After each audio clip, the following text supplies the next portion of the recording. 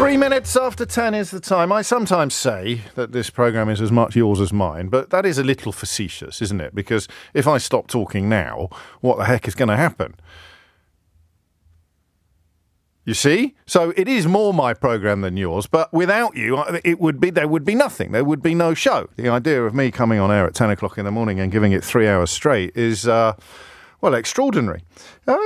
Occasionally quite tempting, depending on what the news agenda has to say. But I have to tell you that today, and it won't be a topic, but it arrived in my inbox at 2 minutes after 10, and I find myself got sort of stopped in my tracks a bit by Lorraine's text. I'll just read it to you and then we'll crack on with the show proper. Maybe if the media spoke about the dead asylum seekers coming in the small boats in the same way that they are reporting on the yacht disaster, the attitude of the public would be more compassionate. Every life, she concludes, is equal. 4 minutes after 10 is the time. I have a rule. And it's not, I don't want to sound like one of those people who's got a sign up in the office saying you don't have to be crazy to work here, but it helps, or wears a sort of white leather tie with piano keys on it. I don't want to go down that route today, but I fear I may already have done so. But I do have a sort of rule that when I ask you why you don't care about something, it doesn't really work. In fact, there is a corollary to that rule, which is when I ask you why you do care about something, it doesn't really work that well either. And do you know why that is? It's because my job is to provide the focus with which you can then make a really thoughtful and substantive contribution to the programme. So the vaguer my question, in many ways, the less satisfactory our exchange can be. It doesn't always work like that, but I've been doing this job for long enough now to have some sort of vague inklings about what works and what doesn't. And it struck me some time ago when I was in the middle of a, of a suboptimal radio phone-in. It struck me some time ago that somewhat counterintuitively, if I ask you a vague question, the wider the goalposts, oddly, the harder it is for you to score. There's an analogy for the ages. So you need focus, and that's why, hey, tell me what you think about this. It works sometimes. Let's not be silly. There are no hard and fast rules. And sometimes, you know, the distance between the goalposts delivers such a wide array of responses that it's fascinating. But generally speaking, on politics, especially domestic politics, it's a bit like saying, why do you like cheese? And then you'd think, wouldn't you, there'd be loads of interesting answers to why do you like cheese? But there won't be people who, oh, it's really creamy. Oh, I really like... But if you say, why do you like Stilton? You'd get a very different... why don't you like Stilton? Do you see what I mean? Does that work? I mean, is that a helpful analogy to do the cheese? Why do you like cheese? And then you run into that Paul Whitehouse character that we mentioned yesterday. One who goes, oh, on crisps, brilliant. So if you focus in on... you could probably get worked up about a flavour of crisps, right? What did I see yesterday? Chicken doner kebab flavour crisps in Sainsbury's. I think, what is... You see, I'm getting worked up about it. But you can't get worked up about the whole aisle.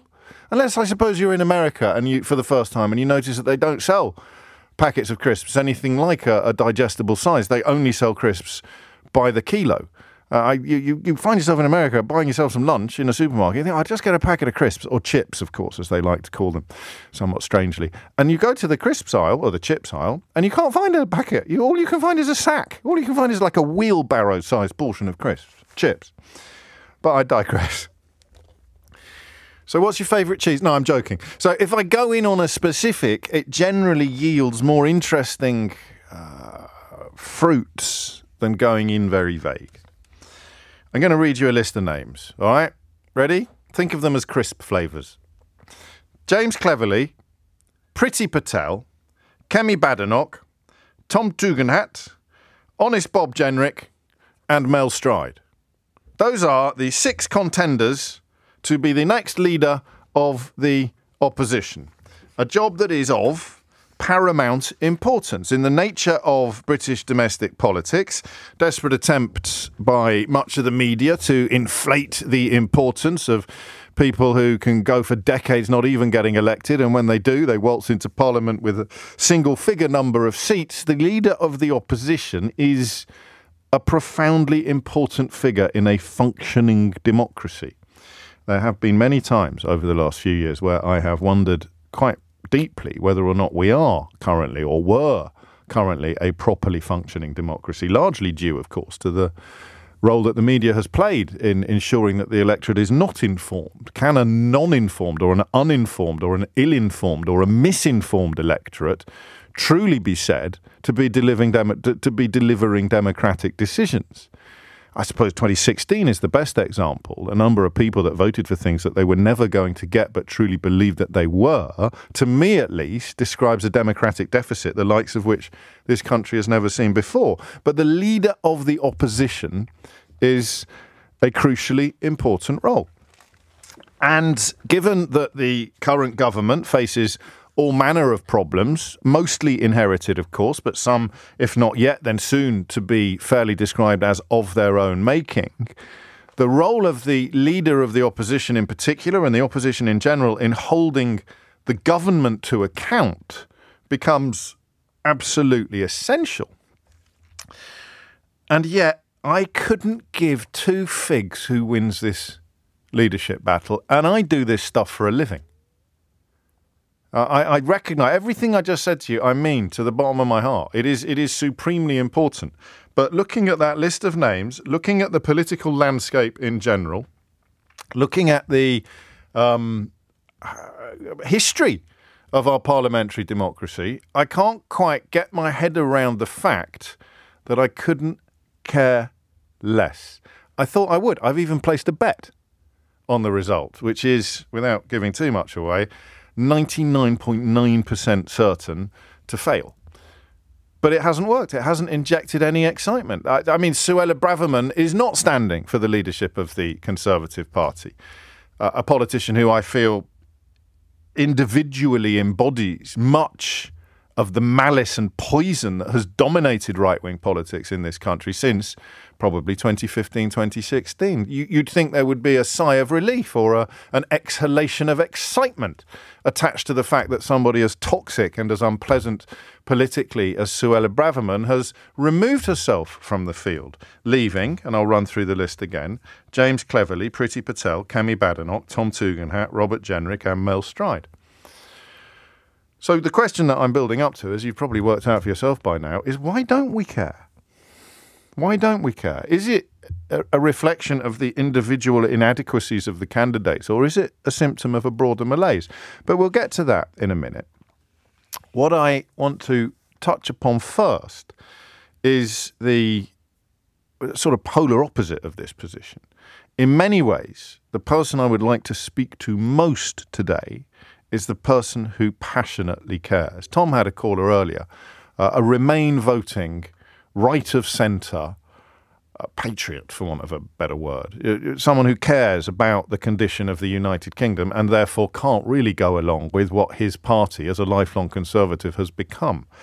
So I want to create a sort of off-ramp, as it were, or a lane up the side of the switchboard for people who really do care. And it may be that I've got this completely wrong, and the side road will end up dominating the conversation. But my instincts are that you don't care either. And here's where I have to provide the focus, because, as I said 6 or 7 minutes ago, why don't you care is not a helpful or necessarily a fruitful question.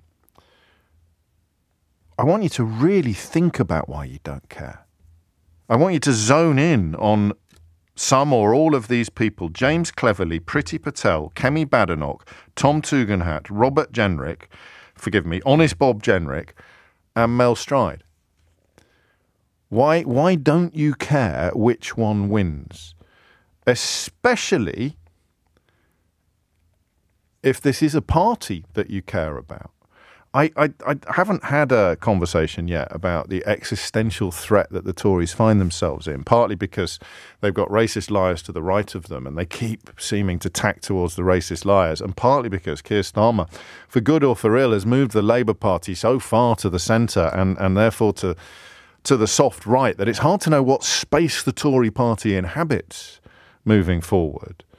So that might be part of your analysis, and you may not have clocked it yet. The reason why I don't care, and this is why, in some ways, speaking to traditional Conservative supporters, is important because you may not have clocked it yet, but perhaps the reason why you don't care is because subconsciously you've arrived in a place where you don't think it matters.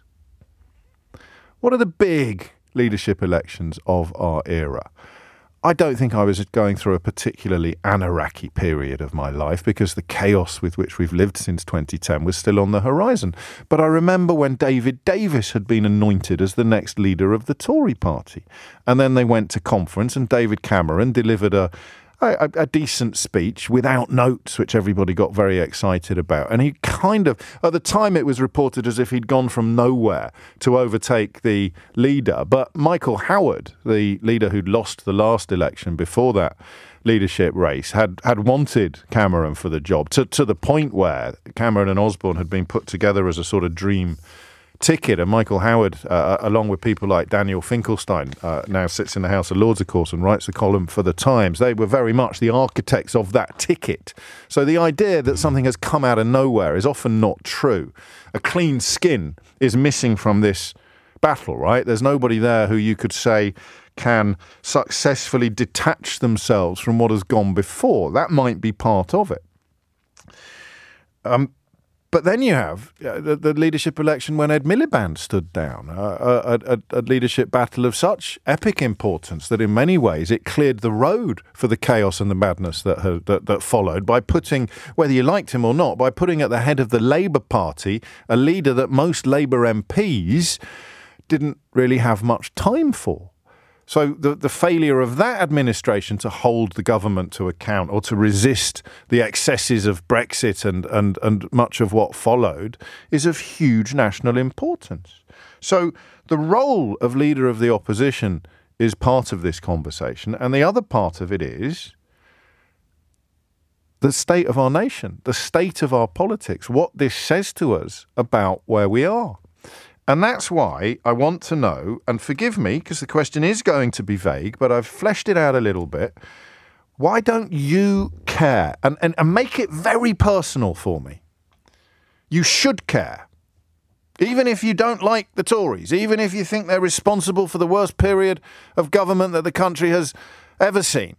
Even if you despise elements of their recent behaviours, like honest Bob Jenrick ordering that murals in a welcome centre for unaccompanied child asylum seekers be painted over lest they feel too at home in that otherwise dismal environment. So it may well be that you've sort of developed a deep dislike of this party, but you should still care about who leads the opposition.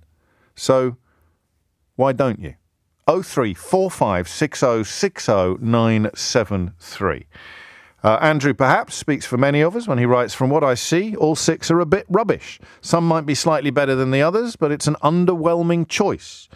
Well, how come, in that case, we have dedicated so much attention and headlines and newsprint to the antics of James Cleverly, Priti Patel, Kemi Badenoch in particular, honest Bob Jenrick, Tom Tugendhat, Mel Stride? You couldn't enter a studio in the run-up to the last general election without bumping into Mel Stride. Every studio in the country he had a season ticket for. There were moments where I thought he'd cloned himself in order to simultaneously appear on LBC, the BBC and Sky News. But I don't care. I don't care who wins, and I should. So if you're feeling really meta as we embark upon this exercise in ripping up the radio rulebook, why don't I care who leads the Conservative Party? I'd like to. But why don't you care? Why don't I care? And then, of course, conversely, why does it matter to you? Why are you swimming against what I think is the tide of lethargy, apathy, ambivalence, disinterest, lack of interest? Why do you care? All right? Hit the numbers now. You will get through. 0345 6060 973. And be as clever as you want to be today. So the simple, easy question, why don't you care? And then, why should it matter? Is a question of constitutional and national significance. And the fact that, for my money, to you, it doesn't matter, should probably be setting off alarms in corners of the country that often go unheeded. It's 18 minutes after 10. That number once again, 0345 6060 973. 20 minutes after 10 is the time. Lance, you of Ye of Little Faith, says no one will ring in because nobody cares, which is a very neat encapsulation of what I spent 20 minutes trying to explain to you at the top of the show this morning. No one will ring in because nobody cares. That is why phone-ins about things you don't care about are not a very good idea. Jeff puts it quite well as well. I would call in James, but I can't be bothered. Jeff, this is not how things work.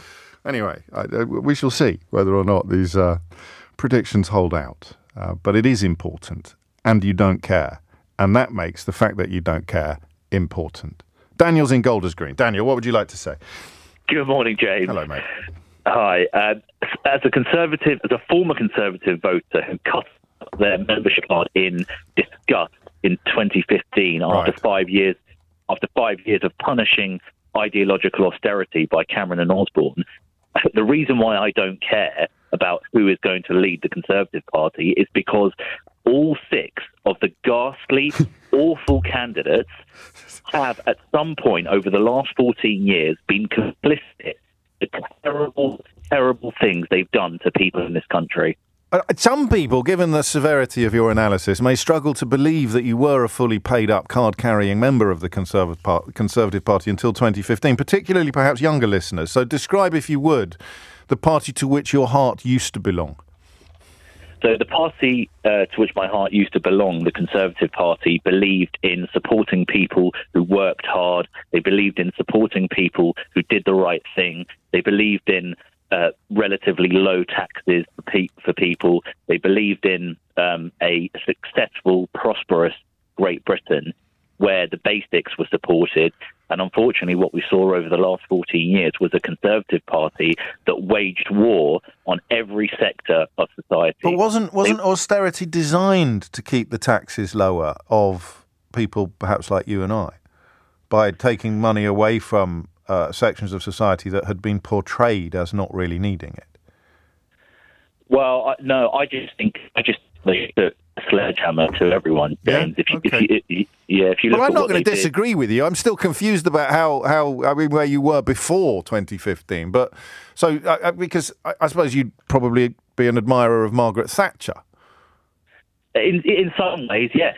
In some ways, yes. So the difference between a Thatcher and a Cleverly for you would be the one that had principle and the other one had.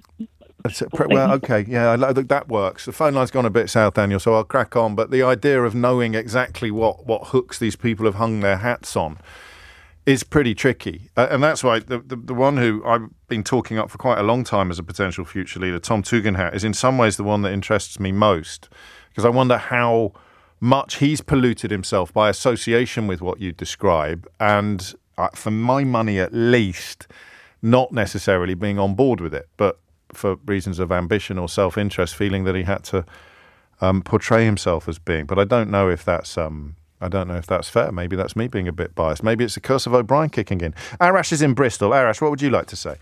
Morning, James. Hi. It's a funny one because you mentioned just now that people aren't calling in because they don't care. I didn't say people are calling in. There's loads of people calling in. It was Lance and Jeff who thought they were being all clever by saying no one would call in because nobody cares, which is like kind of a comedic twist on the entire phone-in topic. But there's loads of people. Phil's next in Cardiff, Karen's in Chippenham, William's in Alloa, Martin's in Bishop Stortford, Hamish is in Tring, Louis is in Brentford. So don't worry about that. God, it's gone too meta, Arash. Why don't you care? Or why do you care? Well, I'm an ethnic minority, and the last sort of 15 years have shown me that I can't afford not to care, if that makes sense. Well, yeah, but you've never had, I mean, to really generalise brutally, I don't think there's ever been a leadership election for the two main parties where ethnic minorities are so well represented. No, that's a plus to the UK, and I guess you see the increasing demographics of where ethnic minorities are increasingly larger size of the UK population. But I guess my point is that I consider myself a young person. Yes. Right now. Don't we all? And I've grown up with sort of Tory austerity. I remember when I was in college and they took away my student allowance and not being able to eat and parents going away as well. It was a difficult time to grow up. which is why I joined the Labour Party. And I guess what I'm trying to say today is it's not just apathy towards a Tory leadership election. It's apathy towards all political parties, especially around my generation. Yeah. Yes, the Labour Party won a grand thumping majority last time, but you look at the turnout, and I think it's one of the lowest in UK history. Yeah, very shallow majority, which doesn't speak of huge levels of engagement. Your generation being the absolute apotheosis of that phenomenon. I don't want to I mean, it's a pretty vague phone-in already. I don't want to make it even vaguer by turning it into, why don't you care about politics, man? Because you clearly do, but you're just disillusioned as opposed to apathetic with the major parties. Absolutely. I mean, I was a card-carrying member of the Labour Party since the year 2010, and I cancelled my membership in last year, November, purely because it's just, I'm not inspired, not just by the Conservative Party, by the Labour Party, Liberal Democrat. Maybe the Greens are probably most inspirational for my generation. If I were to take one element of this, and let's take the Labour element, so you feel that they are letting you down or not delivering, then in a sense at least, the job of leading the opposition should become more important to you, not less. Well, it comes down to trust and trust in politics. And what we've seen over the last 5 years is there's a significant degradation of trust in politics. We've had Boris Johnson and his Trumpian rhetoric and, let the bodies pile high. Yeah. We had Dominic Cummings, who's the sort of shadow puppet master behind many of the... I wonder where you were going with that. Don't extend the syllable "shh" on this programme, please. It gives me a fit of the vapours. It gives me the heebie-jeebies. No, he was an absolute character. He was. And we've even seen Keir Starmer come in and not fulfil some of his pledges when he was running for the Labour leadership election. So it's just... And ultimately...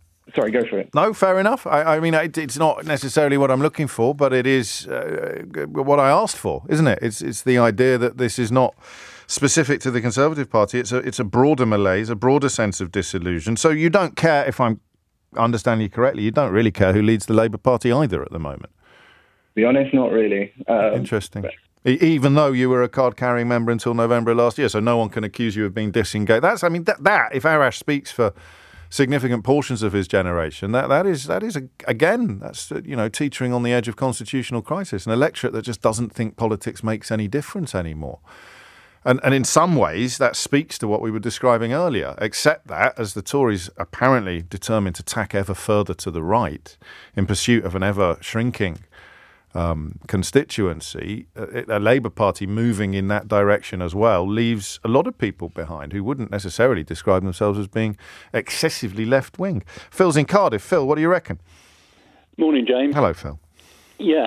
My lack of interest, if you want to put it that way, in the Tory election fight is driven by a feeling that I have. You talk a lot about facts and feelings and the important difference.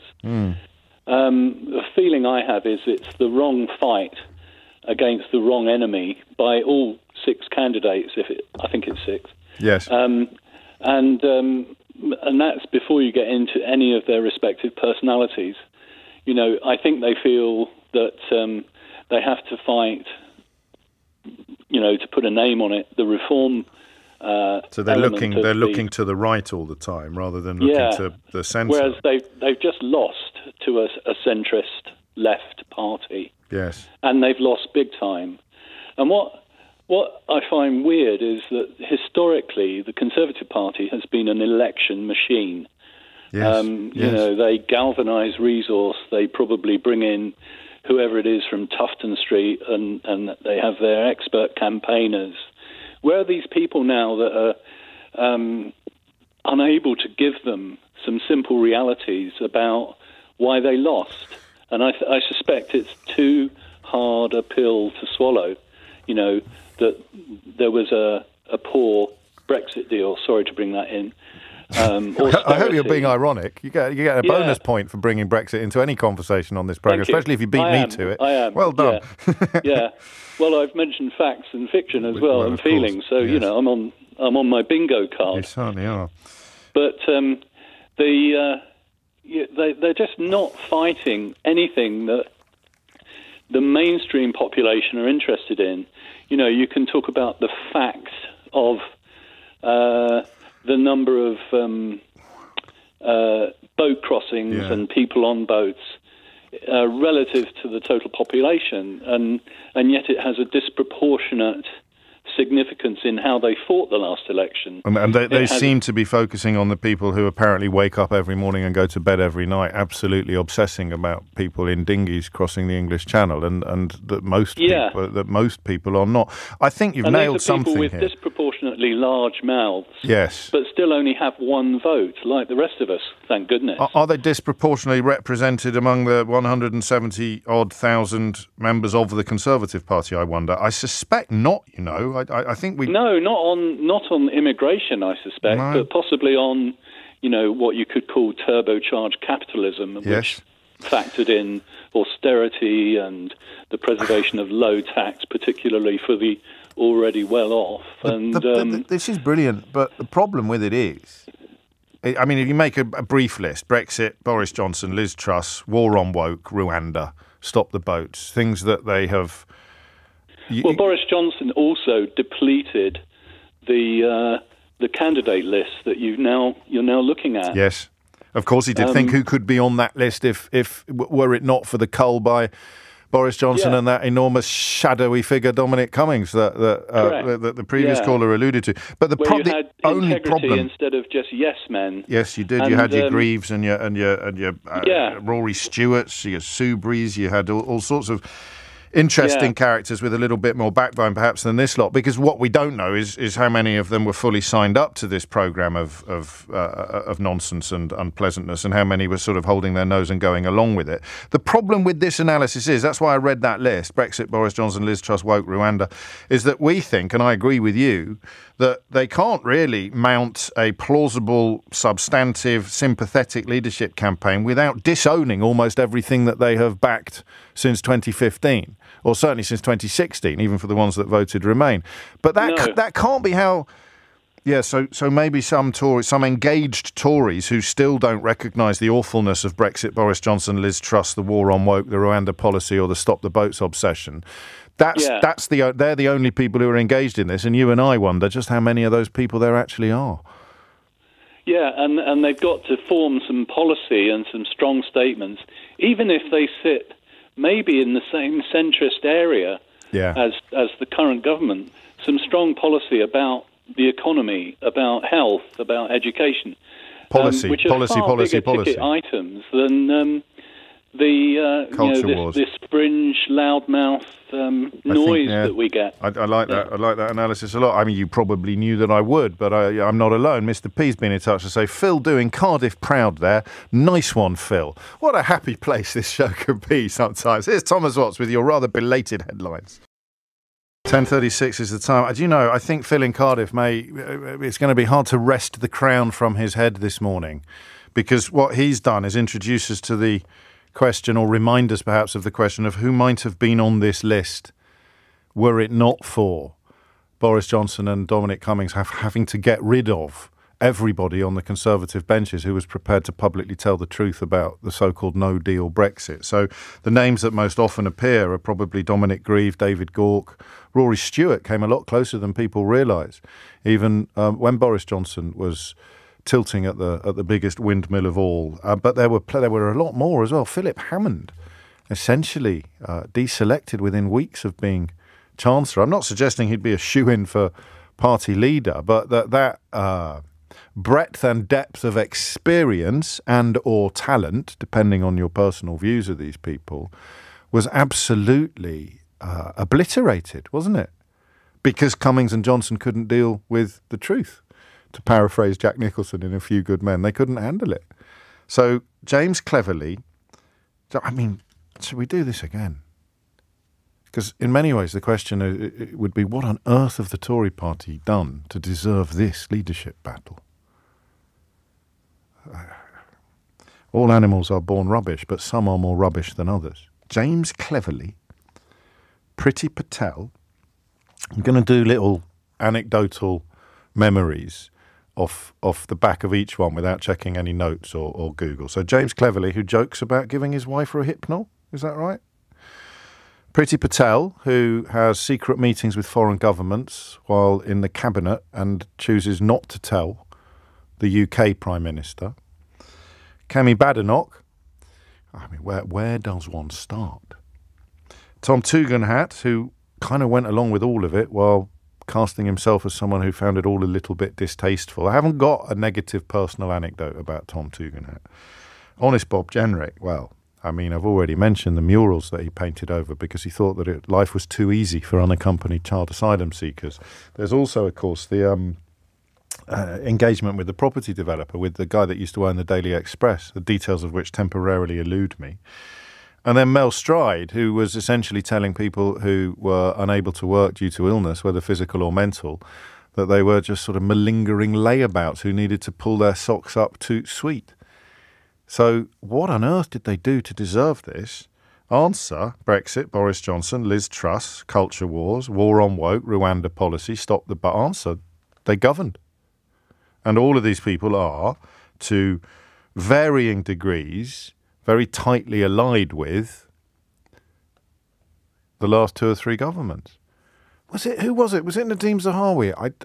Who was the one that wrote the article praising Boris Johnson and then had to get it taken down from the Daily Telegraph website about an hour later because Johnson had decided not to stand against for that sort of comeback role after Liz Truss had been... I mean, the more you talk about it, the less mysterious it becomes. Anybody even vaguely associated with what's happened since 2016...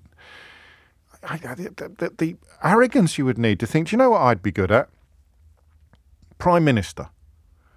So, staunch supporters of some or all of the following: Brexit, Boris Johnson, Liz Truss, war on woke, Rwanda, stop the boats. Staunch supporters of some or all of those things and individuals, concluding that they should be Prime Minister. 10:40 is the time. Daniel is in Crouch End. Daniel, what would you like to say? Hello, James. Hello, I'm afraid I can't... Hiya, mate. Good morning. I'm afraid I can't top Phil. I think he's nailed it there. Very strong contribution, wasn't it? Yeah, it's great. What I would say is I've always cared about the Tory party's leader since 2016 because Brexit changed everything for me. I became really engaged politically after that event because it was so seismic and I couldn't believe what the country had done. So I was kind of glad when Theresa May got the nomination because I saw her as like the most moderate, and the reason I don't care history will judge how significant that was. I know, but the reason I don't care this time is in a nutshell because Penny Mordaunt isn't running, and she's the only one who could have beat Starmer. Do you think she could have done? Yeah, probably. I think she might have done. I think she. But she'd be subject to all the things I've just said. She would be allied with some or all of Brexit, Boris Johnson, Liz Truss, woke, Rwanda, culture wars. I know. Stop the boats. I know. You're right. But I mean, if you look at, like, for example, the image of Trump just after the attempt on his life, and that spoke 1,000 words, and it would have won in the election. Now, this isn't the same kind of thing, but the picture that was taken of her holding the sword at the coronation in the right-wing media and in the press and everything, that was a very strong image. No, you're right. Whether it should have been or not, who knows? I've got. I'll see. Was it actually a sword, or was it something a little bit more obscure? Was it a sword, or was it something a bit more arcane? I think it was a sword. Was she it held a sword? It for ages. And everyone was very impressed by the fact that she... I did quite a lot of gardening this weekend, Daniel. I don't know whether you're a keen gardener. And the muscle tone you would need. I struggle to keep a rake aloft for more than sort of 5 or 10 minutes. But she was the muscle tone she must have had in order to keep that sword. Indeed, it was a sword, a very ceremonial, fancy look. I mean, it looked a bit like Excalibur, in fact, which added to the... She looked like the Lady of the Lake. But I will see your sword, Daniel, and I will raise you this.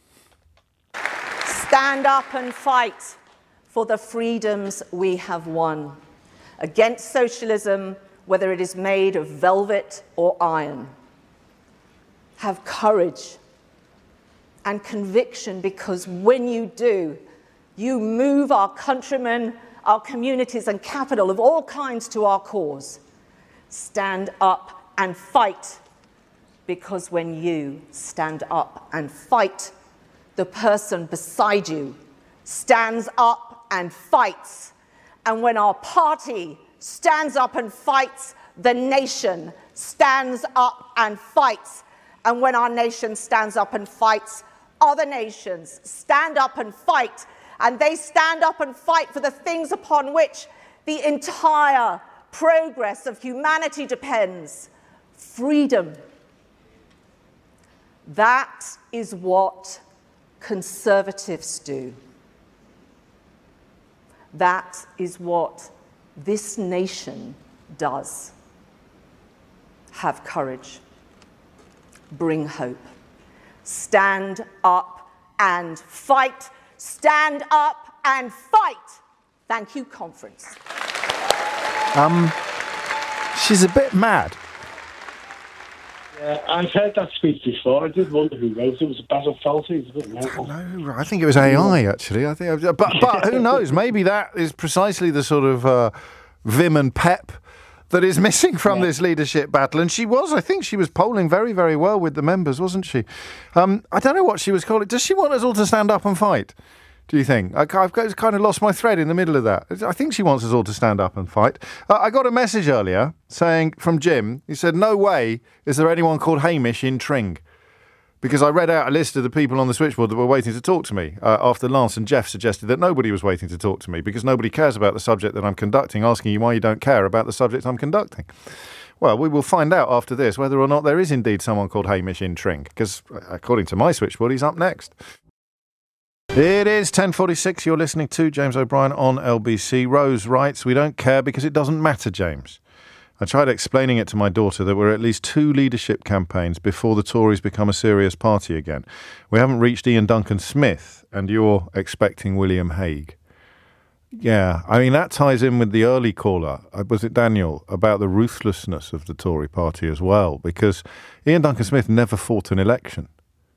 The Tories realised what a kiss of death he would be among the population, so they got rid of him before he could even fight a general election and replaced him with Michael Howard, who I think saw his role as damage limitation and setting up for the future. Certainly after his defeat in 97, 2000. Well, anyway, after his defeat, there's a book you can read to get all the detail.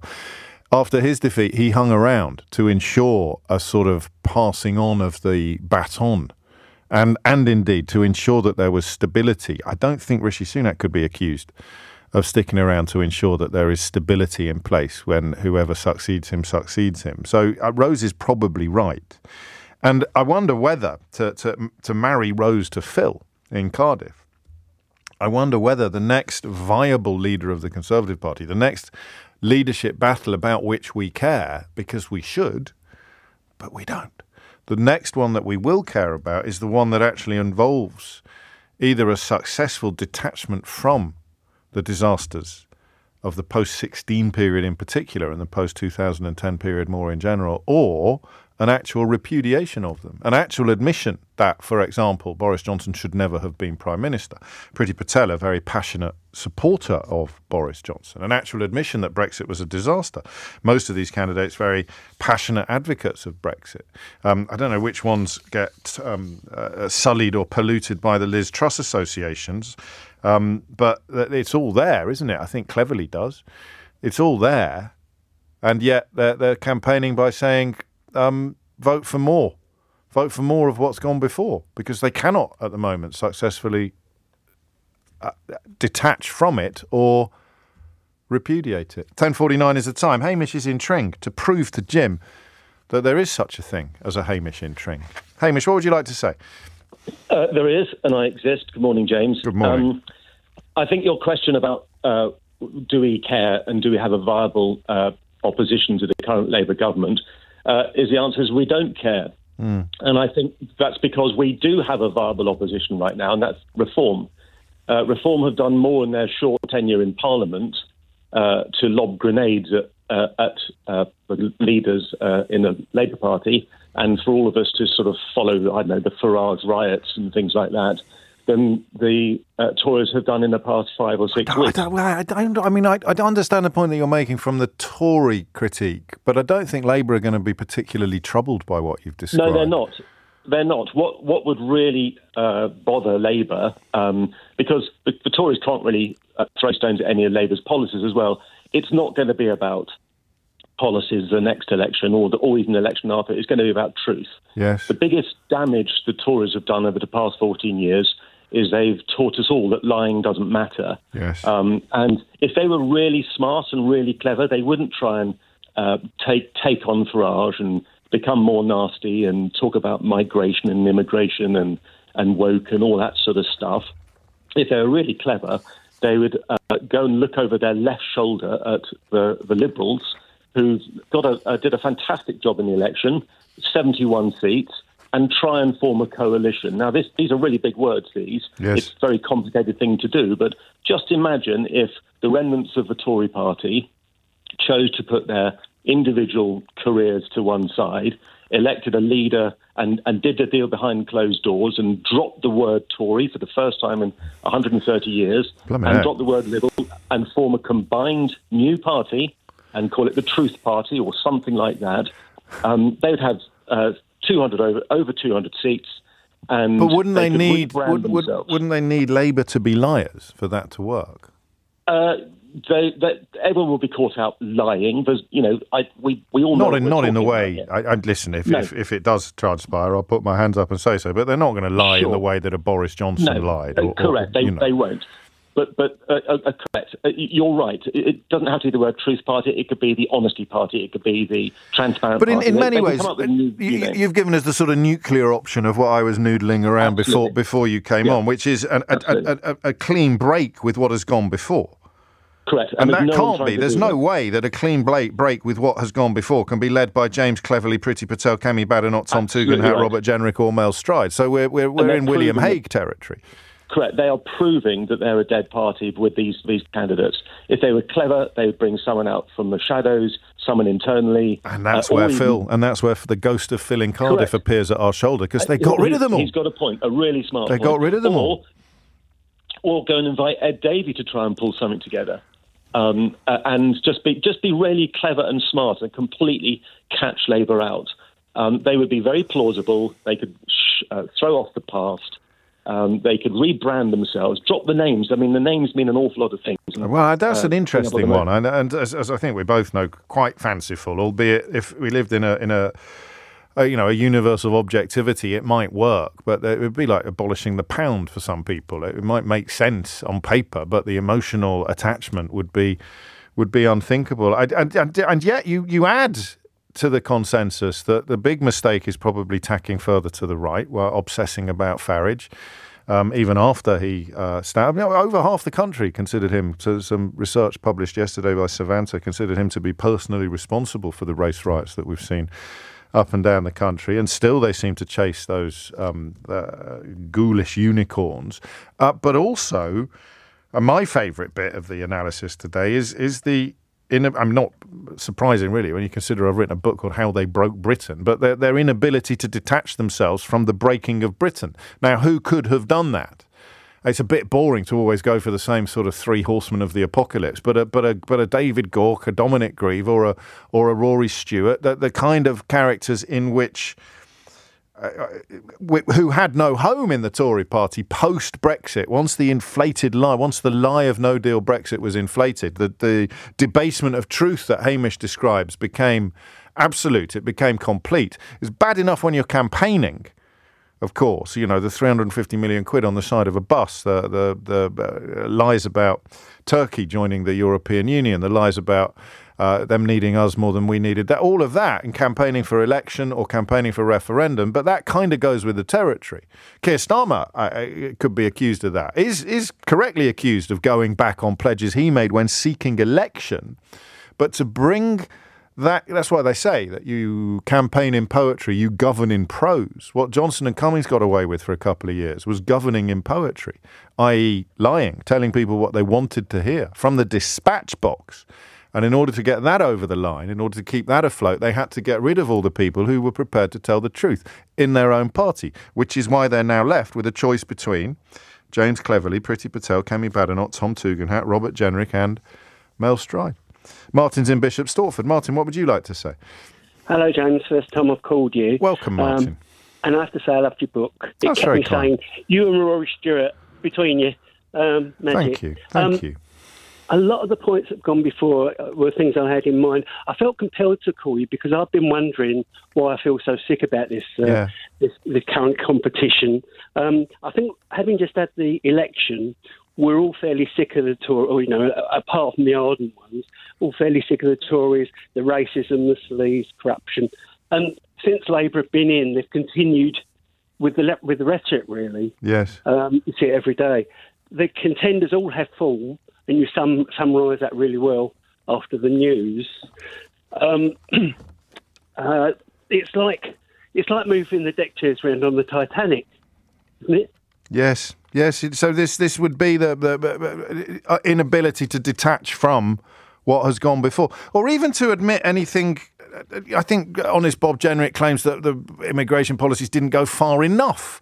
But Kemi Badenoch is unlikely to come out and say, do you know what? Concentrating on culture wars when I was supposed to be a government minister, in retrospect, was probably a bit of a mistake. She's not going to do that anytime soon, is she? No, absolutely. But they've all gone astray, haven't they? I mean, I remember Kemi Badenoch saying that she came to this country when she was quite young, and then the birth certificate turned up. She was born in Wimbledon Hospital. I don't know if that's true. I haven't got the details in front of me, and I would expect to remember that if it was absolutely on the money. We could talk about how in July of this year, The Guardian reported at least 3 officials working under her had experienced bullying in the Department for Business and Trade, which is something she, of course, has in common with Priti Patel, whose many scandals included bullying. And that's the point about impunity, isn't it? These people, their records are with the exception perhaps of Tugendhat, their records are littered with unpleasantness and scandal. In Mel Stride's case, it was political unpleasantness, talking about poorly people in a very pejorative way. But for the rest of them, there's proper scandal there, proper unpleasantness, and they still think, in the modern Tory party, they still think that doesn't disqualify them from leading, and they're probably right, and there's the problem. Well, we still have a problem with trust with them, and yesterday a few of them were talking about unity, but they're quite different, and I can't see them getting any unity. The main point I wanted to make, and I think it's been sort of hinted at and explicit perhaps before, is that I don't believe any of them will make the next election. No. I just have there's no doubt. I think it was Rose that said 2 or 3 away, and that could well be true, because they're all tired with problems in the past. They supported Boris Johnson, they supported Liz Truss in various ways, tweets saying how great the mini budget was. But we're possibly presuming that ruthless election-winning machine is still operational. It's just in hibernation at the moment, but any minute now it's going to come roaring back to life and will do to whoever wins this battle what they did to Ian Duncan Smith and prioritise victory over absolutely everything else. What if the stuffing has been knocked out of the party to such a degree that machine just doesn't exist anymore? It happens.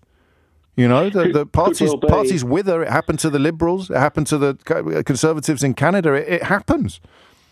James, I remember hearing an interview. It was on LBC, I think, with Angela Rayner. Yeah. And it was a couple of years ago, so it wasn't directly tied up with an election. But she said when we lost that last election in 2019, it was so bad, we had to go away and really look at ourselves and really think about where we were going to go. They came back, and I don't think the Tories are doing that at the moment. They're too busy fighting for number 1 spot. Yeah, and they are fighting over the same dishes, aren't they? Or they're offering up the same menu. They're just different versions of the same menu. There is no real reflection on the scale of that defeat. You're absolutely right. There you go. You see, I know it sounded a little bit like a "you don't have to be mad here, but it helps" introduction to the programme this morning, but I think we justified that conversation with the quality of contributions, not including myself in that. Every caller has brought really thought-provoking and insightful comments to the table, concluding with Martin in Bishop Stortford. But there are bigger problems from our point of view, the time we spend together every day. Is how do you critique a government that can't really be held responsible for anything yet because it hasn't been in power for long enough? And we'll have a crack at that in the next hour when we turn our attention to the prisons and the criminal justice system and the very loud creaking noises we can all hear. It is 3 minutes after 11 and you're listening to James O'Brien on LBC. Listen, let's be grown up about this. The potential crisis facing the criminal justice system, somewhat annoyingly for people who do what I do for a living, can't really be blamed on the people currently running the country. For example, if you think that sounds wrong, then you're a bit silly, to be fair. I hope you'll allow me to say that to you. But you will realise you're being a bit silly when I tell you that the last time that so-called Operation Early Dawn was triggered was back in May of this year, when capacity in men's prisons in England and Wales fell to below 300. So the creaking of the prison system in particular and the criminal justice system in general was in place when Keir Starmer became Prime Minister. But there is an obvious necessity for, if not blaming the people in charge for some of the things that they have inherited, then at least getting a full and clear picture of exactly what is going on and how bad things are. So reasons to be optimistic, for me at least, and you are, as ever, always welcome to pick apart all of these thoughts in the usual ways. Reasons to be optimistic, to me, would include the fact that Keir Starmer was a widely well-regarded Director of Public Prosecutions. Well-regarded enough to be given a knighthood by a Conservative government, in fact. And that means he probably knows more about the criminal justice system, in which he used to play an incredibly integral part, than I do. Or indeed, dare I say, than you do. Or than Billy Bunchernumbers with a bulldog in a Union Jack bow tie as his avatar on Twitter does. Just a thought. Which is why the question of how big a deal the simultaneous imprisonment of violent rioters, racist rioters, of 500 people now charged by the CPS over the violent disorder. Evidence suggests that certainly the ones that plead guilty will be finding their way to jail very, very quickly. More prosecutions set to follow. National Police Chiefs Council said that there's been more than 1,000 arrests in connection with violent disorder. And the current Director of Prosecutions has made it clear that he wants to see the same pace and scale of justice sustained. The problem is, of course, that the system can't sustain it at the moment, which means that Operation Early Dawn needs to be triggered. It's been in position for a long time, and it kicks in when prisons do not have enough space. It delays defendants being summoned to a magistrate's court until a prison space becomes available. Now, in many cases, that will leave them on bail, but they were on bail before. It's, if you like, a delay. It's not the case that they would be locked up, but they're going to be at loose. They're just going to be at loose for longer as they wait to come to trial. The prison service, the courts and the police then look at which defendants can be transferred to courts to ensure that there is a space for them if they were to be remanded in custody by the judge. And then they will stay in police cells or occasionally be released on bail. That's after the judge has made a decision on whether or not to remand them in custody. It is stated as a matter of fact that no prisoners who pose a risk to the public will be bailed. But people who have served their sentences as part of a different policy will be released a little earlier in order to help free up spaces for the people waiting to go to jail, including the ones who are currently subject to Operation Early Dawn. I agree with Ken when he says we need the secret barrister on this one.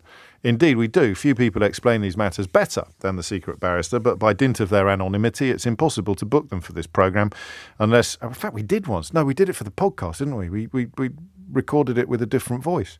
Did we do that in the end? Yeah, we did do that. 8 minutes after 11 is the time, but it's a right palaver. It's a right old palaver doing that. But sometimes, certainly since I got back from holiday, and then the riots overtook us, really. But I have to do this. I have to say to myself some mornings, what would we do if the last lot was still in charge? How would we approach this conversation if the last lot was still in charge? There is that difference. That I mean, from the point of view of being a citizen of this country, it's a felicitous difference. From the point of view of being someone that talks about the news for a living, it's an infelicitous difference. You can't give a kicking to the people who have inherited a system that hasn't got enough space for the amount of people that are being imprisoned. Unless you were to argue that they're still imprisoning too many people, or that the race rioters shouldn't be going to jail, the participants in violent disorder shouldn't be going to jail. But the question we would normally ask about this is, how bad is it? And who knows the answer to that? And given that much of the last hour was dedicated to descriptions of a breakdown in trust between the population and the political class, whether or not Labour deserved to be included in that or not is moot, because we had contributors who absolutely believe that they should be included in the detachment from politics, the disengagement, the disillusion, the breakdown in trust. Then how bad is it? How worrying? How worried are you that there are now fewer than 300 spaces in this country in men's prisons, and a growing queue of rioters incited by people who won't be going anywhere near a courtroom anytime soon, snaking around the corner of the local court waiting to be quite probably jailed? So that's what I want to know. The country's top prosecutor has called for considerable investment in the criminal justice system. Back to the secret barrister. This isn't just about prison spaces. This is about the combination of austerity and failing to meet the needs of barristers who were prepared to go on strike, and a sort of ideological lethargy, and then, of course, COVID, creating backlogs in the criminal justice system that beg a belief. The more detail that you discover about how long people are waiting to be put on trial. And remember, when I say to you how long people are waiting to be put on trial, I'm also saying to you how long victims of crime are waiting to see justice. I sometimes think we look at criminal justice through the wrong end of the telescope. We see it all from the perspective of discussing perpetrators rather than victims sometimes. But the waits that people now have to endure before they can even come to court, that tracks back to before COVID. Long before COVID, and the necessity of considerable investment, whether you believe in high levels of imprisonment or not. And I, as you know, am more of a rehabilitation supporter than high levels of imprisonment. But how close to crisis are we? Are all of us? And I think you can answer this. What happens in a police station? We did this. I think last time Operation Early Dawn was triggered with a different government in place. So I want to ask you the same question in pursuit of the same answers in many ways, because we need to know. What is it like in a police station when you've got actual remand prisoners in the cells? If I was feeling desperately irresponsible, I would ask you, is this a good time to rob a bank? Because where are you going to put me? What happens? And sometimes these questions are so big, for want of a better word, that you are almost shy of approaching them.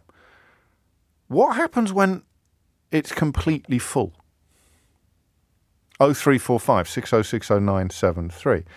How plausible is it, looking at the situation now, which was bad enough before the Farage riots, but now, of course, has queues containing more people than there are prison spaces potentially waiting to go to jail? I'll say that again. So 300 or so prison spaces. It's when it dips below 300 that Operation Early Dawn kicks in, as it did yesterday.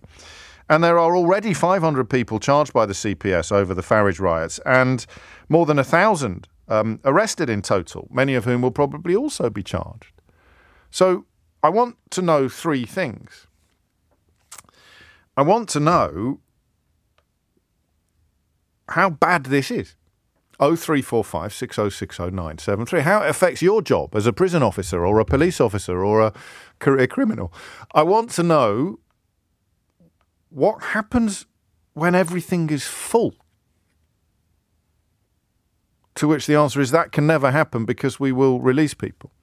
a little bit early. Remember, hardly anybody serves the full sentence that's handed down by a court, but and there are concerns attached to this, but it will be mostly scaremongering that says, oh, I can't believe it, they're coming out 6 months earlier than they would have done otherwise. But it knocks the gloss off punishment. It possibly, I don't think people make these calculations when they're standing outside a house thinking of breaking in, but it may have some impact upon deterrence, upon sentencing. So how bad is it? How does it affect you? How much worse can it get? You know? Running out of prison spaces. And then, of course, you have the question of what the future looks like. What role, if you like, the government can play in this kind of situation. So you've got the end of the custody supervised licence scheme as well. That's been in place since October. So again, the political point scoring, although fun, is deeply fraudulent because that was put in place last October. And that allows some prisoners to be released up to 70 days earlier than they otherwise would have been.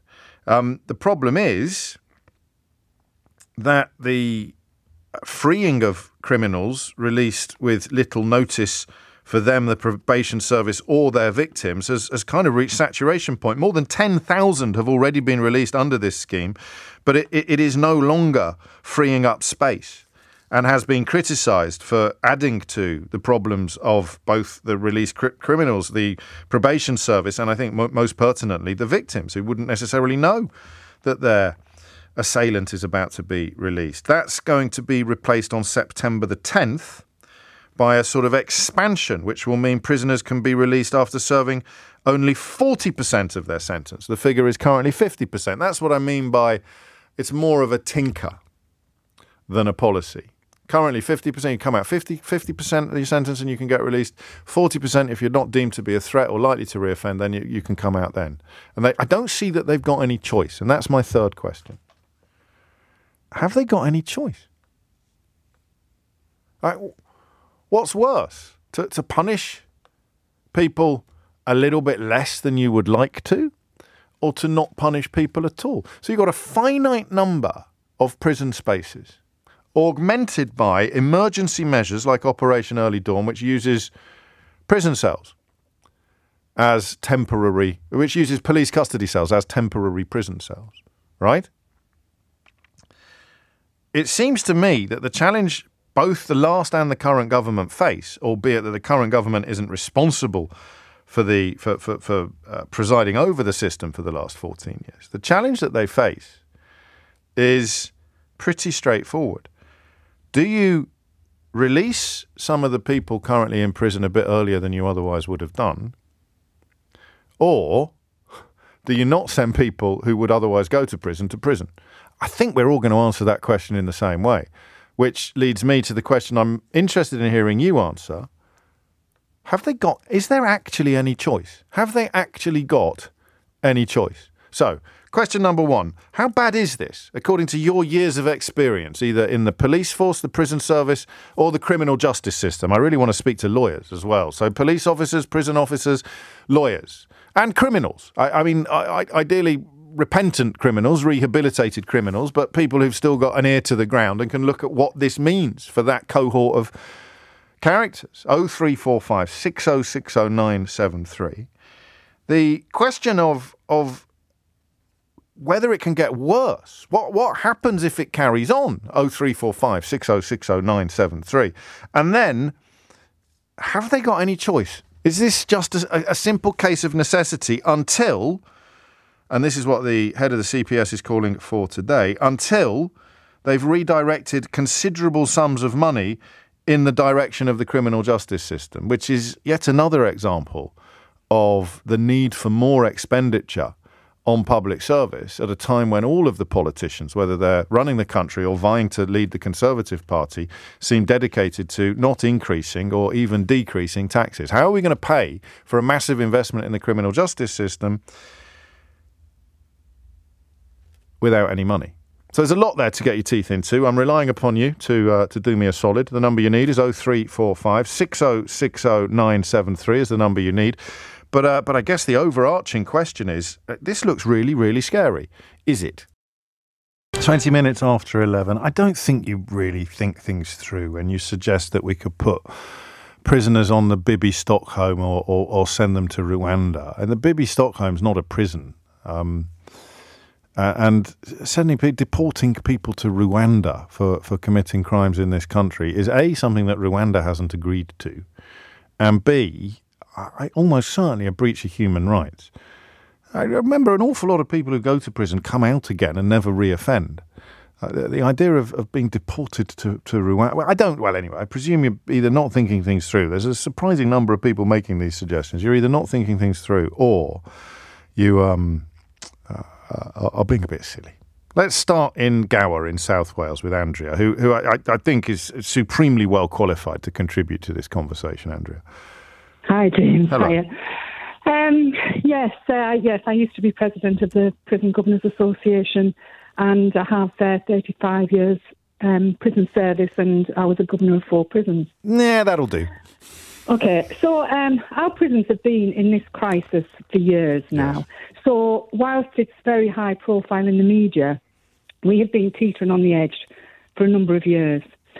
And I think from my perspective, my view, and I did write I was interviewed and I did an article on this not long before I retired, yes, is government has an absolute responsibility to change the rhetoric on the use of prison. So we had 14 years of a Conservative government, and every time there was a public outcry about some crime, knife crime or whatever it might be, the response was, right, we'll lock up more people, we'll lock them up for longer, and we'll make it more difficult for them to be released. Yes. And the end result is we are where we are. And prisons, it is absolute rubbish that prisons make the community safer. Our prisons now are so overcrowded. We don't rehabilitate.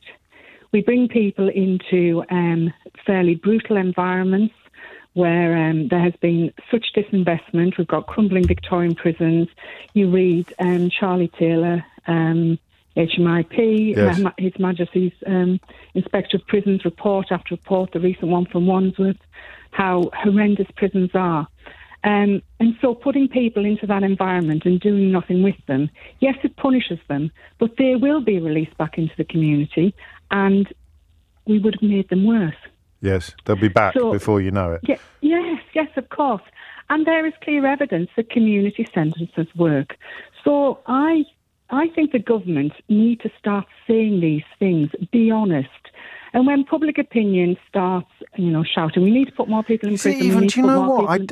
I mean, it's a bit of a hobby horse of mine, but is it public opinion or is it pundit opinion, do you think? Oh, yeah.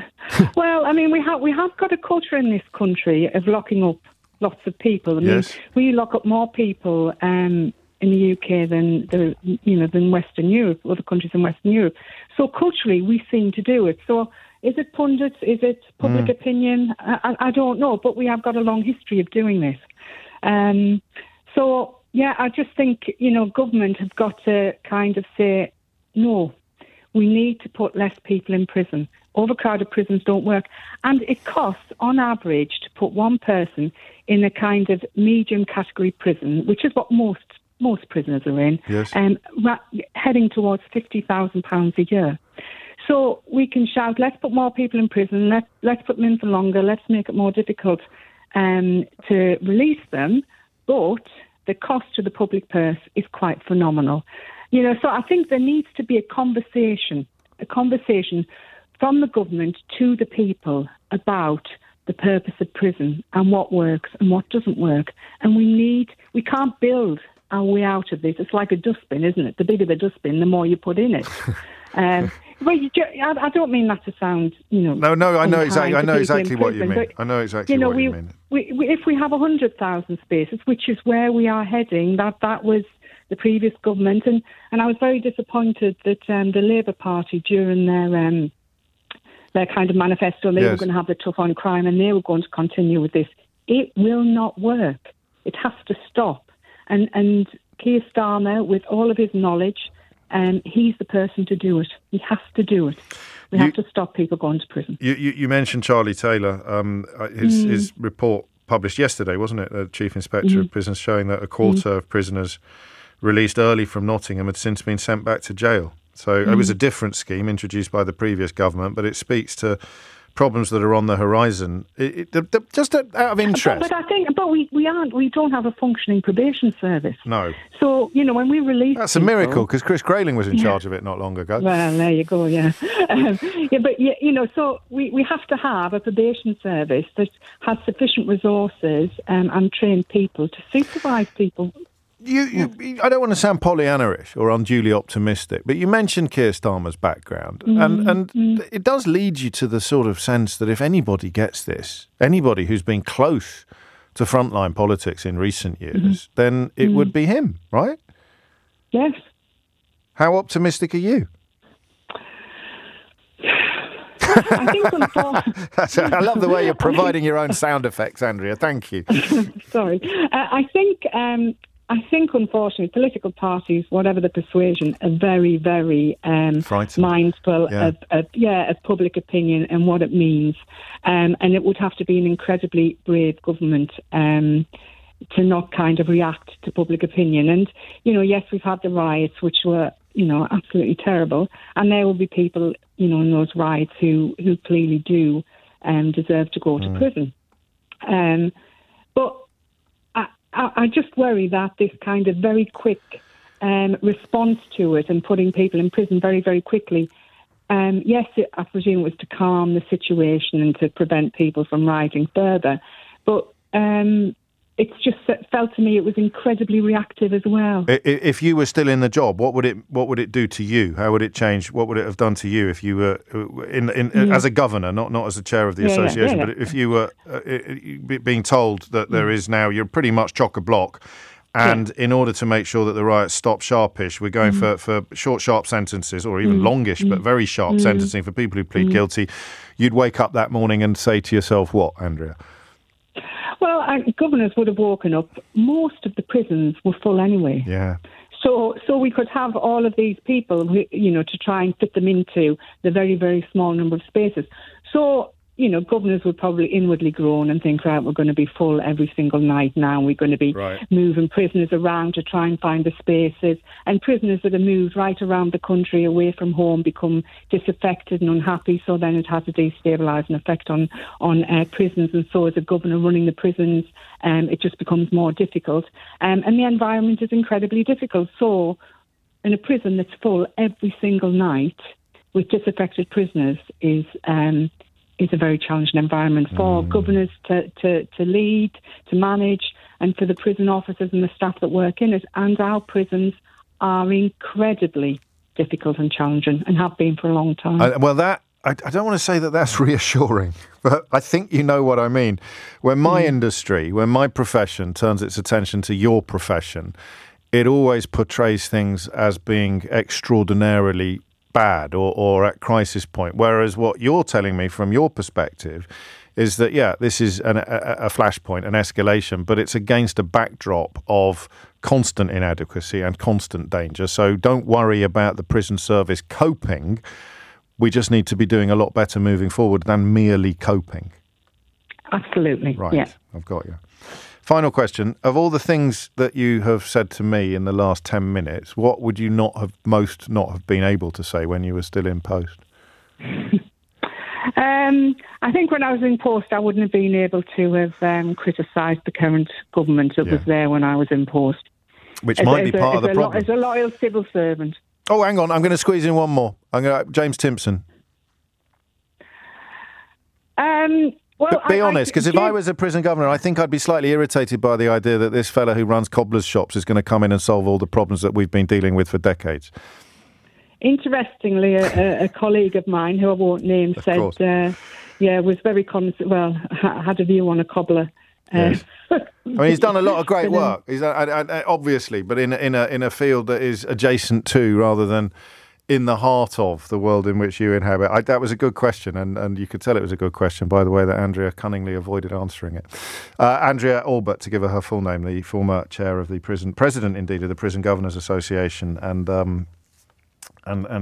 serial prison governor. 11:30 is the time. Thomas Watts has your headlines. 33 minutes after 11 is the time. I mean, it also sort of throws up the question of what purpose prison serves. That was a fascinating contribution from Andrea, wasn't it? The idea, two thoughts really running through her contribution. The idea that, yes, you know, it's making headlines at the moment, partly because of the rioters who will need jail spaces sooner rather than later.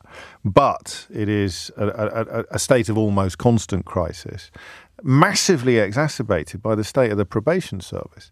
So it's sort of four arms of the criminal justice system, all in relative disarray, but none more so, it would seem, than the prison system and the probation service. And then you've got the pipeline to court, which is completely clogged up, and a police service that is spread far too thinly, and which has replaced experienced officers with inexperienced officers in order to save money. I don't know what the answer is. And I do know that it may sound to some ears a little bit naive to suggest that you couldn't ask for a better Prime Minister than a former head of the Crown Prosecution Service. But make no mistake, that is no guarantee whatsoever that he'll sort this out. And it was while talking to Andrea that the possible problem with the appointment of James Timpson occurred to me, actually. Someone who I really admire. I want to make that clear. He's a brilliant guest on Full Disclosure, and he's done amazing, amazing, amazing work. But to make him a prisons minister, I don't know, now that I come to think about it. Why didn't they put Andrea in the House of Lords and make her a prisons minister? Just a thought, just putting it out there. 11:35 is the time. Christine's in Chester. Christine, what would you like to say? Good afternoon, James. Hello, Christine. I'm just ringing up. I am a retired police officer. And I'm just ringing up about the criminal justice system on behalf of victims and how long they're having to wait to go to court. So I had a case that started in 2020, was set for 2024. I deferred my retirement, and then 2 days before we were due to go to court this year, it's been deferred again to next year. So by the time it actually goes to court, it will be 5 years. Can you tell me anything about it? What is it? It's a fraud involving a victim who was 83 when we started and will be 88 by the time. That's why it meant so much to you, because you wanted to that's all you should say about it, I think, because it is. In your own words, though, why is it taking so long? That I don't know. That was questioned. I've had COVID. I understood the delay in COVID, although there were cases being heard during COVID, all but behind closed doors. Yes. I don't know. I have questioned it. One of the answers I got were the Conservatives and cuts, but ultimately, I stayed for my victims because I wanted to provide continuity, reassurance, and in the end, I had to go reluctantly. Yeah. I had to go. You can't be more comebacks than Barbara Streisand at this rate, Christine. but you know, it's failing. And whilst I do understand, like the current of the rapid sentencing, etc., I do wonder what victims in general think when this is happening, and they're waiting for 5 years. For what may be an imprisonable offence, the sort of queue for the prison is being jumped by the rioters, which sounds silly until you see it from the victim's point of view. Yes. Gosh, I hadn't thought of it that way round. I mean, I don't suppose you're allowed to still be in contact with the victim, are you? But they must find it even harder to understand than you do. Yes, and it was hard letting them go, if that makes sense. It really truly was. Of course it makes sense. It's and trying to keep, it wasn't just victims, it's witnesses, trying to keep it, because all of them provide the evidence, and trying to keep them on board for that amount of time without people have lives. And people, you're asking them people to put their lives on hold. So what we need to do, if I marry your call to Andrea's, the idea that what we're talking about here is a moment of crisis is ridiculous. We're talking about a broken system that needs root and branch repair from the top down. Yes. Or the bottom up, if you prefer. Yes. Christine, thank you for that. And just for the record, it's clear that your motivation was the welfare of your victims, I'll call them, although that obviously might need a little bit of explanation for someone who's just tuned in, but the victims for whom you care. And I wish all police officers were like you. I really do. Thank you. you. Thank you. 11:38 is the time. You're listening to James O'Brien on LBC. A response to some of the comments made so far from Brendan. Starmer had to act quickly regarding the riots. Dealing with mass insurrection is like attending rapidly to cracks in a dam. Failure to act would be disastrous. And this from someone who's asked me not to read their name out. Hi, James. My ex-husband was arrested 2.5 years ago, and we're still waiting for the case to go to court. He's been with the CPS for months. He pled guilty straight away. It's a living hell for innocent family members, especially for children of offenders. And Roberto suggests that those unfortunates on indeterminate sentences for minor crimes should be released. I think morally that's a great point, Roberto, but materially I don't know how much difference it would make to prison places. This is a really weird sentencing tradition whereby there's no specifics on it, and minor misdemeanors while you're in jail can see people who've been sent there for relatively minor crimes sort of stay there forever. Or major misdemeanors, I suppose, but that's what Roberto is referring to, something I don't know a lot about, but I've been reading about recently. Phone lines are open, 0345 6060973. It's the worst possible scenario from the media's point of view. There's nothing the media hates more than long, complicated answers to simple questions. Why have we got a criminal justice crime? Oh, we should bring back flogging. Bring back public flogging. Build more prisons. Send them to Rwanda. The long, complicated answers would be the probation service has been driven into the ground, taking money out of any public service, regardless of what Theresa May have told the Police Federation in 2015, is going to reduce their efficacy. Morale is going to come down. I thought Andrea explained what happens to morale in a prison when it is at breaking point, when it's full to the everybody's life gets harder, not just the prisoners, about which you may or may not care, but the prison officers, the prison governors, the whole system. And then when people are released early, they're going into a probation service that isn't fit for purpose. How are you going to get a Daily Mail column out of this? Complicated, institutional, root-deep malaise, which is, whether you like it or not, almost entirely the responsibility of the last 3 or 4 Tory governments. How on earth are you going to get a Daily Telegraph column out of this, or a Daily Mail column out of this, or a demagogue on Question Time blaming it on the actual root causes of the problem? Chris Grayling would be in the frame for what's going on now in the criminal justice system. I don't even know where he is. Probably sailing around on a non-existent boat. So that's the problem. And I'm guilty as well. I'm a phone-in host. We'll move on to something else at 12 o'clock. But you have to sometimes stop and wonder why we don't pay a little bit more attention to people like Andrea, or to people like Stephen Parkinson, the country's top prosecutor, calling for considerable investment in the criminal justice system, or to people who recognise the ridiculousness of this churn, this constant churn of prisoners, most of whom will be coming back, or many of whom will be coming back to jail because their time behind bars has done next to nothing to improve the likelihood of them not reoffending when they get out. John Podmore keeps me up to speed on issues like this via private messages, but he's on the line today, former governor of Belmont. Honestly, you wait for a prison governor to ring into the programme. You wait years for a prison governor to ring into the programme, and then 2 come along at once. John, what would you like to say? Well, I think Andrea encapsulates part of the problem, I'm afraid to say. Now, we've had 14 years of a clown car government, which has kind of totally messed up the prison and probation system and the criminal justice system. But we've had 20 years of mismanagement by a prison and probation service. Probation service is in a mess because it was effectively annexed by the prison service, and it's lost its rehabilitative culture. But a big thing in all of this, and this is an issue for the prison service, and you alluded to what Charlie Taylor was saying, and that's recalls. The last 3 months of last year, 7,000 people who had been released were brought back. Only about 14% of those were brought back for further offending. The vast majority, because they couldn't cope, didn't live where they were supposed to, didn't have anywhere to live. Mr. Bus. Exactly. I know that's a tabloid-friendly example, but it did happen. You miss an appointment with your probation officer because the train was cancelled, and there's no real recourse for explanation. That's it. Game over. Back to jail. Yeah, and we've got to examine why is that happening. Now, the function of the prison probation service is to, yes, it takes people out of the community, locks them up, and deprives them of their liberty, but it has a job to prepare them for release when prisoners are in custody. And the role of the probation service is to support them when they're in the community. Now, it's clear with a number of recalls that is falling apart. Now, Andrea can say, as a lot of people in her position have, well, it's all the fault of government, it's all the fault of investment. There are prisons that aren't overcrowded, that aren't crumbling Victorian hovels, and I used to run a Victorian crumbling, but not too badly as it happened.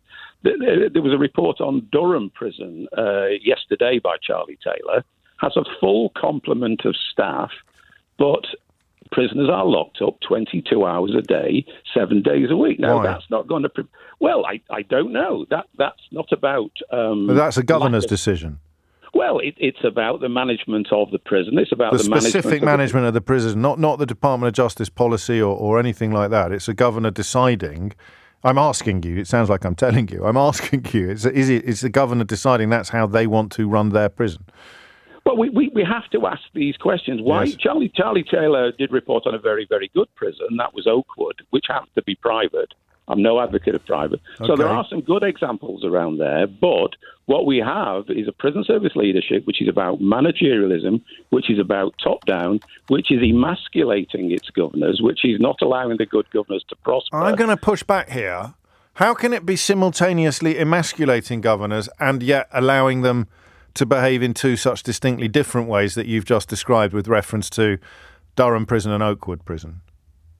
Well, in the private prison estate, and I know a number of governors. Well, let's say a good prison in the public prison estate. If governors are being emasculated, how do they have so much? How do they still have so much autonomy? Well, it's not about if you're not doing anything. Yeah. If you're not unlocking your prisoners, that is. You see that as an easy option. Unlocking prisoners is not taking managerial responsibility. And they don't take managerial resposibility because they're emasculated, and they're emasculated. I'm getting a bit pedantic now about the use of the word emasculated. Because you can't. For me, emasculated means you've taken away their power, their ability to make decisions. You've taken away their agency and their autonomy, and that's not quite what you're telling me, is it? Yes. Their autonomy has been taken away because very often, and the prison system will be run on what they call gold command. Right. So it will be obeying the last order from the centre. You know, governors are not taking the sorts of decisions that they could because many of them are inexperienced. Right.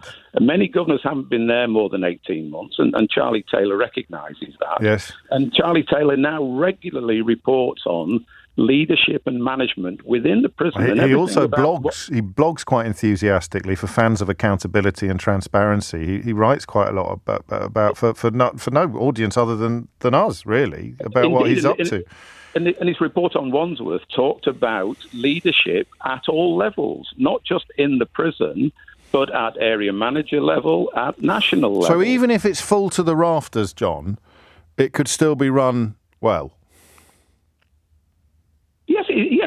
I mean, I've run full prisons. Most prisons are full most of the time. Well, that's my final question before we run out of time. Alan in Faversham directs me in this way. He says, well, surely they're going to be in crisis with regards to space all the time. Unless we're running half-empty prisons, then won't there always be a shortage of space? So it's almost as if we're having the wrong, not you and me, but the country's having the wrong conversation in some ways.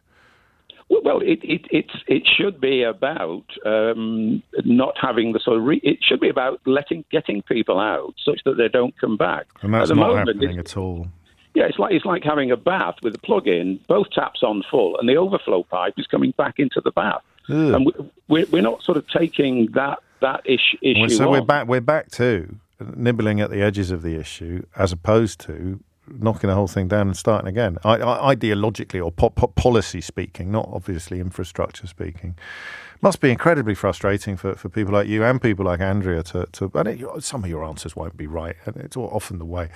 But goodness me, you're going to know a lot more about it than all of the commentators, myself included, and an awful lot of the politicians as well. Just to do Durham prison justice, as everything John said was accurate, but the Inspector of Prisons, Charlie Taylor, who's someone I think we should talk to, isn't he, by the sounds of it? I love it when that pops up on a programme, that idea that here's someone who's worth talking to. He described cautious optimism for the future despite a difficult 18 months and found positive steps were being made by the new governor and leadership team to improve reception processes and provide more meaningful activity for prisoners. And there it is again. The curse of the columnist. More meaningful activity for prisoners? Oh, it's bloody Butlins. How many times have you heard the kind of commentators responsible for bringing you Boris Johnson, Brexit, Liz Truss, austerity, whispering in your ear for the last 20 years that, oh, you want to trust these people and you want to do that, oh, and blame the unemployed or the immigrants. What do they say about meaningful activity for prisoners? You want to reduce the likelihood of someone going back to prison after they've been released. Send them back into the community improved, enhanced and rehabilitated. How do you do that? With meaningful activity for prisoners. Oh, it's Pontins. What will they be doing next? They're going to get, I don't know, cake baking lessons or something. It's so, I often, not that long ago, I envied people who did that for a career. Let's take a complicated problem and just offer up a really, really simple solution. I used to think, God, that must be nice. Imagine being able to clock off, go home and not give a second thought to all of the damage that you've just done to the opinions of the people reading your columns or listening to your show. Oh, it's a prison camp. And they are, it has to be said, also responsible for the mess that we're all in because it is to their tune. It's what Andrea was referring to when she talked about public opinion. It's to the tune of the prison is a holiday camp, hang 'em, flog 'em, throw away the key brigade in my profession. It's to their tune that the last 3 or 4 governments have been dancing. It's 11:52. You're listening to James O'Brien on LBC. I don't know what to do in the next hour. So I like that conversation about working from home. It's one of those things that's always bubbling away in the background, isn't it? The social change that we've undergone as a consequence of widespread working from home and the anger that some people still hold towards it. One of those angers that I'm never quite sure is sincere or not. But I'm also drawn to a story about the new 3 Rs, reading, writing and rocket lollies. I may explain a little more. But what I'd really like to do in the final hour, and I'm obviously not going to, and the producer is about to have a fit of the vapours, I've just bought a PlayStation 5. It's my first console in a long, long time, and I thought we could spend an hour discussing what games I should buy. What? Yeah, Baldur's Gate 3, and then we could get into a really interesting conversation about how much games have changed in the 20 years since I was the Daily Mail's video games critic. Because I don't have the time, I didn't used to have, because my girls came along, the time or the energy to put in the huge shifts that you need to play these massive games now. But I do now have the time and the energy. Well, I've got the time. Whether I've got the energy or not, only time will tell. But now that my children are a little older and a little less keen on spending time with their parents, I could, or they would be keen to play a game with me on the brand new console, my little treat to myself. But I don't think I can get an hour out of that. I don't think it would be either professional or a particularly good listen. But do feel free to get in touch via all the other usual. I've got God of War. I bought God of War, the new God of War, and I've got the Hogwarts game as well because I sort of kind of want to get the whole family involved. But some of these I'm going to know about already. Here it goes. There goes my inbox. I should have thought about that, shouldn't I? So don't bother texting me with any cutting contributions to whatever conversation it is that we have in the next hour because my inbox is now going to be absolutely inundated with game buying suggestions. Let's get back to the question in hand, which is about the state of prisons. It's sort of broader conversation than perhaps we were expecting. What have you taken away from it so far? Don't panic, Pike. Don't panic about the current crisis because it is a symptom of a much deeper malaise. Panic if you want about the deeper malaise, but you should have been panicking about that years ago. In terms of what it does to our faith in the criminal justice system, I do not know. But some people who appear to be forces for good, including the director of prisons, the chief inspector of prisons, Charlie Taylor, I seem to recognise the need for serious systemic change, and I think Keir Starmer does as well. So watch this space. Callan is in Loch Lomond. Callan, what would you like to say? Hi, James. Hello, Callan. So I'm 32 years old now. I was caught with inconsiderate supply of drugs, Class A, Class B drugs when I was 22 years old. So quite a while ago now. Some of the interesting things that I necessarily noticed inside was the people who had some fantastic jobs that really, when you've been caught, a lot of people think that that's it. once you get out, that you can go back to your normal life. You've served your punishment. The unfortunate scenario is for myself in particular. I work in IT, specialise in financial technology. Right. I never get the opportunity to work in that anymore because you need an enhanced DBS. You need to have all these additional checks and balances. Even though it was something that happened to me over 10 years ago, it's just a no-go. So it's too hard for you to find productive employment at a level to which you had become accustomed before you got sent down. Exactly. And even now, I do contract work now, and the amount of people that are, You're not a hitman. You're not a hit. You mean you do contract work as an IT professional? Oh, of course. Of course. Thank goodness for that. I don't think I've got the agility to be an actual hitman. I've got the eye-hand coordination. And that is a big problem. That's 10 years later. It's still... I mean, there's a slightly different story in the news today about childhood convictions or cautions for things like shoplifting or fare dodging coming back to haunt you if you want to work in the care sector. But that's the sort of thing you're speaking of. It's... And when I got caught and when I spoke to my lawyer, he was like, the best thing you can do, move away from the city you live in, go to another city, find a decent professional job, and the likelihood is that you might not get a prison sentence because of your age. So send fewer people to prison. Is the short... Callan, thank you. That's an ex-convict. We've had 2 ex-prison governors. We better squeeze in an ex-copper before we go. Peter is in Twickenham. Peter Kirkham. Peter, what would you like to say? Yeah, good morning, James. One thing missing out of the equation. Yes. If you're going to lock people up, you need 2 things: somewhere to put them, with appropriate security, and people to look after them. Yes. The people to look after them pay a bit of overtime, and prison officers and police officers, there are people there to provide a certain amount of that. Where to put them's another matter, because as you've identified, you can't build prisons quickly. What was a little reservoir in the olden days were police cells that weren't used operationally. With the Police and Criminal Evidence Act, the police sort of contracted into fewer custody centres. So, for instance, when I was at Chiswick, we had cells at Brentford. When next door Hounslow had cells at Feltham. Yes. And they weren't normally used, so they could be used temporarily. Like an overflow, literally. Yeah, exactly. And as an added advantage, the police got brighter cars, cleaner cars, because we tended to get old lags that were sort of a low security risk. And we had one at Brentford who used to get his exercise by cleaning all the police cars in the yard. Where was supervision? I have to say, when you said you got cleaner cars, I thought, what's he on about now? But it was a sort of form of a sort of homegrown DIY community service order. Where was the police station in Brentford? It's at the bottom of, I think it's called... well, you go down Windmill Road, and you come down to where all that new development is. Yeah. The traffic lights with the beehive on the corner. Yeah. It's literally behind the beehive. It's all boarded up and semi-derelict. No, that's what I mean. That's what I thought you were referring to. And because that's a skyscraper. That's a big block. Yeah, it was a section house so as well. people slept there as well. We don't have anymore. Yeah. I can practically see it from my bedroom window. And it's been boarded up forever. It has. It's been closed for a long time. I suspect it's part of the development's next phase. Well, someone will have their eye on it. Yes. Thank you, Peter. I was in your neck of the woods yesterday as well, actually. It is coming up to 12 noon. Sometimes we provide content that doesn't demand that you live in West London, and I shall give you a heads up whenever we do. But that's a mad thing, that police station on my patch, in that it has been abandoned for years. It's been abandoned for as long as I can remember. And it's a block of flat. It was a section house. People slept in it. Last time I mentioned it to you, it was because a couple of ne'er-do-wells had climbed up onto the roof and started throwing slates and bits of brick down into the street. This is the content you come for. In the next hour, what do you reckon? Working from home? Or the importance of teaching children things that aren't currently on the curriculum?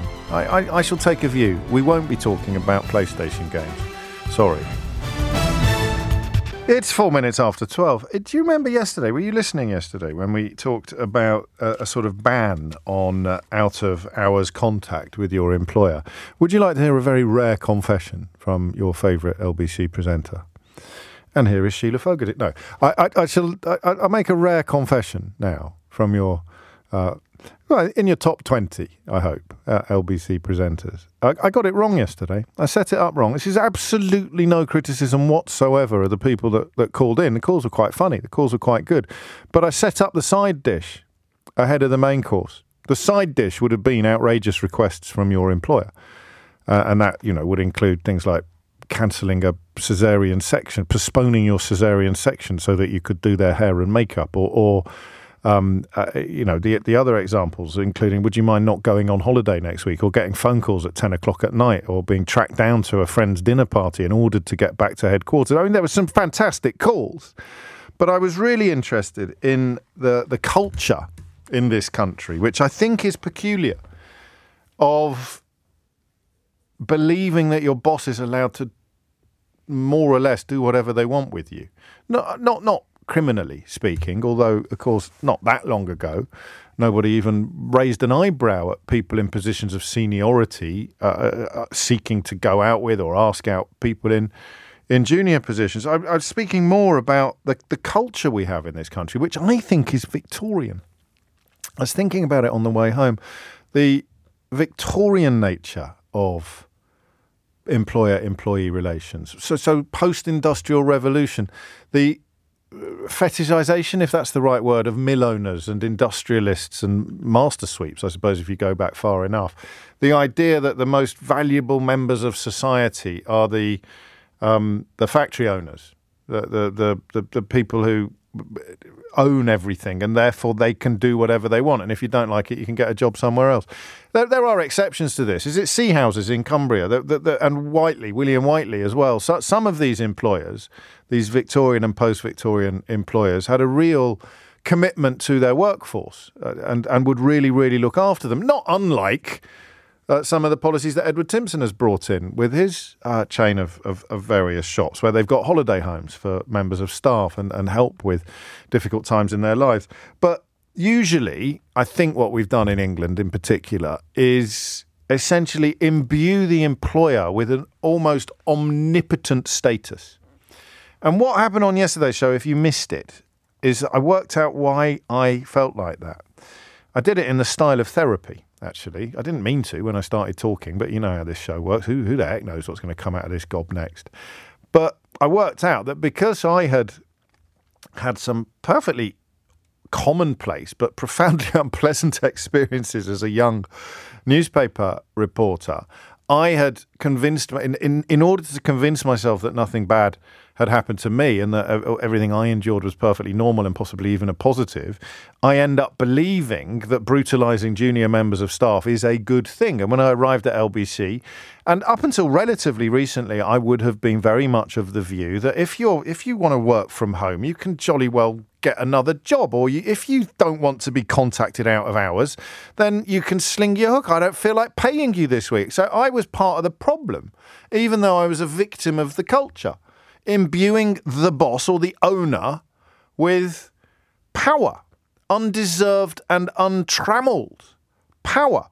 That's what I really wanted to talk about. Oh, well done, you're a genius. Titus Salt says, well, was the name of the fellow I was thinking of, who really looked, I mean, he was a bit bonkers, wasn't he? Didn't he end up dying of pneumonia because he slept in a bedroom that had no roof? He liked to, where does all this stuff come from? And why can't I get it into some sort of order in my brain? He was like a sort of Victorian industrialist who had some fairly wacko ideas, including sleeping in the open air, but at the top of a massive mansion.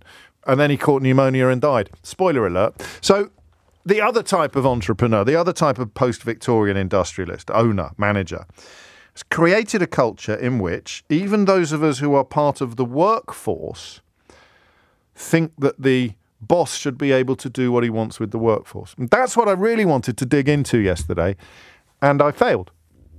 I let you down, I let LBC down, but most of all, I let myself down. And it's too late. We'll have to wait for another opportunity to come back to that conversation. But we can return to similar territory today, because I sort of think about the owning classes, or their shills, if you like, in the political world. Why does the right wing get so cross about working from home? I mean, seriously. Keir Starmer talking yesterday, I think, or his spokesman rather, talking yesterday, from an evidence-based position about a culture of presenteeism and burnout being remedied by stopping bosses from contracting workers out of hours. This is implementing the right to switch off, which was actually promised during the election. But they went further in conversations with journalists yesterday and stressed that the increase in working from home can also boost productivity. And it winds up, I don't want to say the usual suspects, but if Ian Duncan Smith appears in a story, you've got to say the usual suspects. It's the law. You know, if you've got a story about the Daily Mail claims that there is a backlash against something, and then they quote Ian Duncan Smith to prove that there's a backlash, it's the law that you have to say the usual suspects. So today, Sir Keir Starmer came under fire last night after Number 10 claimed a culture of presenteeism can be damaging to productivity. Wow! What? Keir Starmer came under fire? That sounds bad. This sounds serious. Let's have a look for that fire, lads. Ooh, fire. Find the fire. Where's the fire? Oh. But the comments triggered an immediate backlash, with Tory grandee Sir Ian Duncan Smith saying they showed how out of touch Labour is with the rest of Britain. So there's your fire. Oh, I mean, it's more smoke than fire, really, isn't it? We need a backlash. We need a backlash. Page Ian Duncan Donuts. Hello, Ian. We need a backlash. Certainly. What are we backlashing against? Hang on a minute. Let me check my notes. Working from home. Oh, it's outrageous. It shows just how out of touch Labour is with the ordinary working people of this country, like me, Sir Ian Duncan Donuts. And you just sort of think, mate, just once it would be nice if you said, oh, can you ring someone else? I'm sure 30p Lee's not busy. But anyway, it shows how out of touch Labour is with the rest of Britain. And then they make a point about people who can't work from home when trying to make a point about people who do. So when they say, what about people who work in factories? You sort of think, well, yeah, this isn't about people who work in factories. Unless their home is in a factory. This is about people who can work from home. It's a bit, I mean, why would you start talking about people who can't work from home when you're having a conversation about people who can work from home? Unless you're tacitly admitting that working from home is better than working at work, in which case, why is it better than working at work? Oh, well, you're happier. You're more at one with the universe. You get more time. You can be more productive. You can be more productive when you work from home? If you're, quotes, lucky, end quotes, enough to work in a sector where you can actually work from home? Yes, but we mustn't let the people who will be more productive if they work from home because of all the people who can't work from home. I'm Sir Ian Duncan Smith. And that's the Daily Mail for you. That comment shows, it goes on, how enthralled the government is. OK, true or false? He talks about woke culture next. True or false? It's a conversation about how working from home can increase productivity. Does Sir Ian Duncan Donuts talk about woke culture, or would that be too ridiculous even for his dismal standards? Hands up. Did he mention woke culture or not? The eyes to the right. And then, yeah, he did. All right, maybe it wasn't the biggest mystery of the day. Those in the private sector who have to work hard to earn a living and who turn up at their offices and at their factories unaware of the idea that somehow being present is somehow worse for their business than being absent. He told the Mail. That comment shows how enthralled the government is to woke culture while being enthralled to the trade unions. Yeah, because I tell you what, Mick Lynch, Mick Whelan, they're always demanding that train drivers and railway staff can work from home. They never shut up about it. The number of times I've heard Mick Whelan from ASLEF demand that train drivers can work from home. If I had £1 for every time they'd done that, I'd be able to buy myself a peerage. So why? Why do they hate it so much, Daily Telegraph? Starmer backs working from home to boost productivity. The Prime Minister's spokesman has suggested plans to introduce a right to switch off, which could mean staff spending less time in the office. And they hate it. There's a backlash. There's fire. Why? That's question number one. All right. Woke watch. You're right, James. Not me. I'm not talking to myself in the third person. Even by my standards, that would be eccentric. But someone called James has just texted to remind us of woke watch. Can we get the woke watch thing? I just haven't heard it for so long. I'm feeling nostalgic. I thought it might go out of fashion. And it has, really. I think, oddly, do you know why Woke Watch essentially ran out of road? It was because everybody became Woke Watch. So apart from Ian Duncan Smith, almost everybody else now knows that if you say woke, people think you're a plum, don't they? They say, it's woke. What's woke? Working from home is woke. Okay.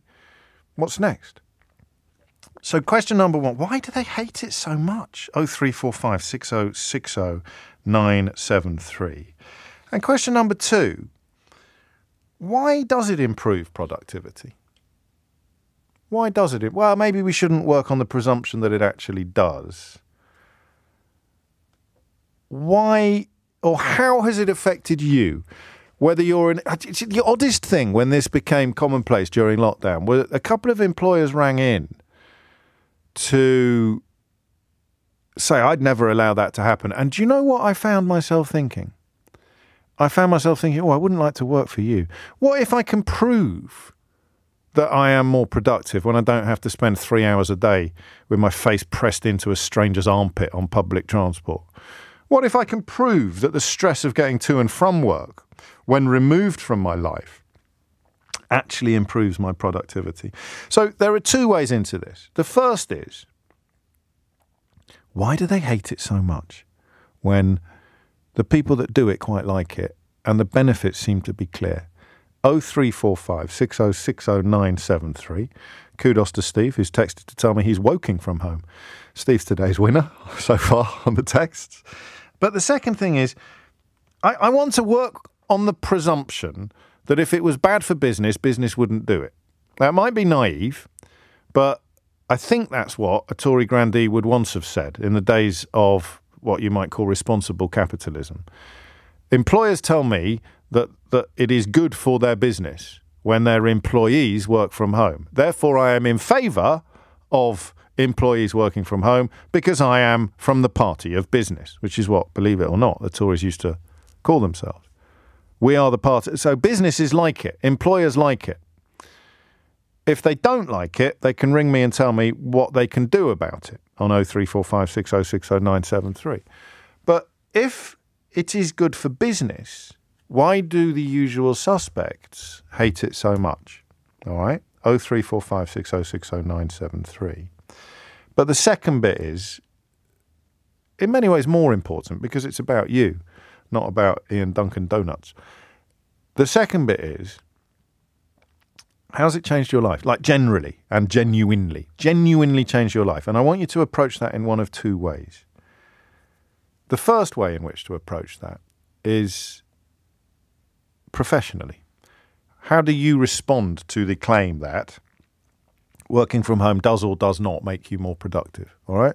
0345 6060 973. It varied a bit in the early days. I think productivity went up when everyone was new to it, and then it sort of dipped back a bit. But the general consensus seems to be that productivity improves when people can work from home. 0345 6060 973. And then the second bit is, what about your personal life? What about the things the Tories seem never to care about? As in the difference that working from home made to your relationship with the rest of your family or your friends or your neighbours or your community. The abilities that it gave you to do things that you wouldn't have otherwise been able to do. So I like to look under the bonnet of predictable conversations on this programme, as you know. That's why I have to use phrases like the usual suspects sometimes. When the usual suspects queue up to attack something, they are usually the people that told you Brexit would be brilliant. Boris Johnson was a stand-up guy. Liz Truss was an economic genius. And austerity was a necessary response to Gordon Brown's economic malfeasance. Brackets, please don't mention the global financial crisis. Do you see what I mean? By now, the usual suspects should have been given their sandwiches wrapped in a roadmap and shown the door. But they're not. They're phoned up by the Daily Mail whenever they need to manufacture a backlash or an under fire to a story that they don't like. So the question is, why don't they like it when we, using very loosely, when we do? 0345 6060 973. And then the second question is, how has it changed your life? What has it done to you? Special mention to Simon, who says, James, I'm so slow. I only just worked out why you're calling me Ian Duncan Donuts. It is 21 minutes after 12. You're listening to James O'Brien, who doesn't work from home. I knew I had a clever thing to say, but I did briefly. I wasn't mad for it. I've got to be honest. I like to see these pasty faces before me when I'm at work. I like to see these expressions of gormlessness staring back at me through the glass. All right, I'm only joking. A bit of man management for you there. But so I had a big studio set up at home, all the technology, apart from when next door was on the trampoline or when there was a particularly tweety bird in the tree outside. You couldn't tell whether I was working from home or not. And to be fair, if we made it a permanent affair, we'd soundproof the room, wouldn't we? But I didn't. I liked it. I liked coming to work. I like coming to work. But I can work from home. And if I worked from home for 6 months, maybe I'd stop preferring working from the office. I don't know. But why do quotes, they, end quotes, hate it so much? And how has it changed your life? What's it done to you? Let's start with Melvin, who's in Ladbroke Grove. Melvin, what would you like to say? Hi, James. First, I'd like to say I've probably been working from home on and off for the best part of 20 years. So it's always been a part of my working life anyway. How come? How come?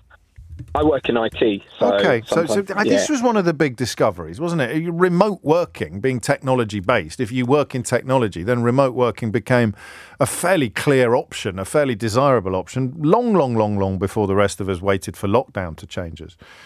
Yeah, and that's the thing. Lockdown changed it for everybody because we've been telling companies it'd be actually more cost-effective to allow people to work from home, and managers never wanted it because they had factory mentality, basically. They had what mentality? Factory mentality. Factory mentality, that's a good phrase. Yeah, so presenteeism, that it somehow, don't ask me why, but it must be better if people are there, which is sort of what Ian Duncan Smith has told the Daily Mail, also woke. Absolutely, and we've done tests on this ourselves of like staff monitoring. When people are in the office, they tend to skive a lot more because ultimately they don't really want to be there for the whole 8 hours. So when you're at home, what you might not do is work for the 9 to 5 solid 8 hours, but the stats show that people actually log in earlier, log out later, and they do more work across maybe 12, 13 hours at their own pace. It's a long time since I worked all day in an office, but I spent a significant part of most days in the pub.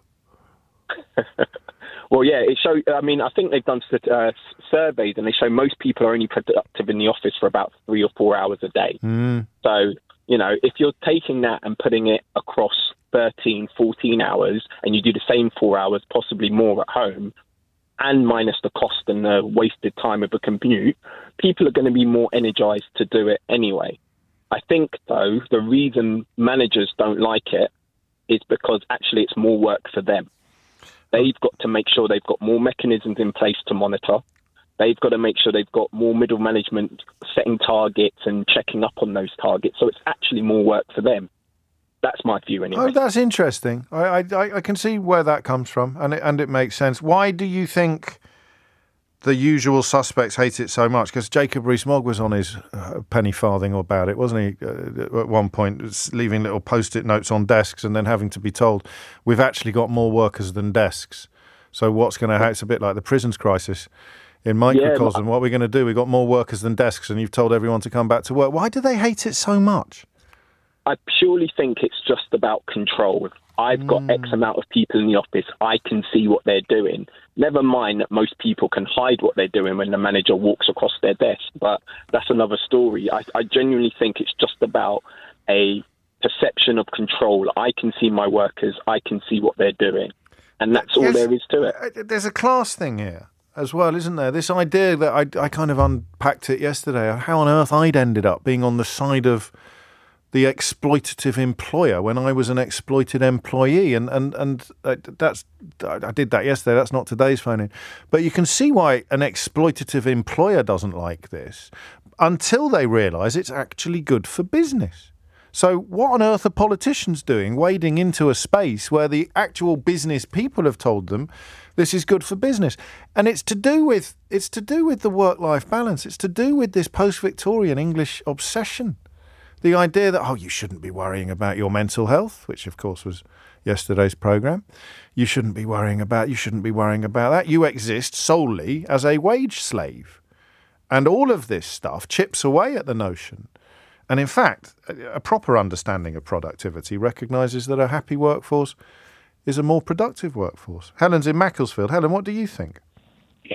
Hi, James. Hello. Well, I really think that Jacob Rees-Mogg and Ian Duncan Donuts truly believe that the working class should not be trusted with their own workload. They're all lazy, and how on earth are they to be trusted not to just be sitting in the garden scratching their what? Bums. Yes, no, absolutely. Technical term. Thank you for that. I think you're right. It is the great unwashed. It is his perception of his fellow citizens is that they're stupid enough to vote for the lies that he tells them, and their role in life is simply to make money for the higher orders, for the upper orders. Yeah, 100%. Yeah. So why would we be trusted? Crack the whip up the chimney. Yeah, and I can't work anywhere else because I've got a daughter who's very poorly. Oh, I'm so sorry. the only way that I can be productive to the world, to the country, and not claim benefits is to work from home. So, I do that and I enjoy it because it gives me a sense of myself rather than, just purely being a parent carer. Yes. But without being able to work from home, I would be drawing benefits because I would have no other choice. I can't pitch up at an office every day. You can't leave your child alone. Exactly. Full stop. Yeah. So that's an increase in your productivity. I mean, it's a textbook example of increased productivity. You're the kind of person that, well, Mel Stride might not have insulted you, but he would have insulted your child by claiming that, most people who can't go out every day to work are sort of malingering layabouts. You have to stay with your poorly child. Therefore, you cannot work at a place of work, but you can now, since the lockdown, it's even more opportunities to work from home. Ergo, your productivity exists, whereas previously it wouldn't have done. Yeah. That's beautifully put. But, of course, the downside of this, Helen, is that there's so little time left to scratch your bum. That's true, yeah. I don't sit outside in the garden eating ice cream every day. Swings anymore. and roundabouts. Not that there's where to do that. Swings and roundabouts, Helen. Swings and roundabouts. Yeah. It's 28 minutes after 12. That's productivity. So what are they talking about? All of the people that can't leave home for reasons of their own health or their family's health can do some work from home. Productivity increases. No? Apparently not. Ian Duncan Donuts, Jacob Rees-Mogg. I don't know if we should still be talking about Jacob Rees-Mogg because he's not, the good people of Somerset made their views clear, didn't they?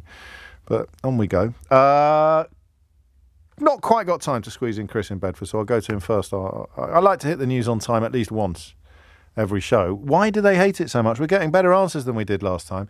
It used to be I'm absolutely valid that they own all the property, and probably a caller will say that in the next half an hour, and I've got an interesting point to add to that observation about the landlords.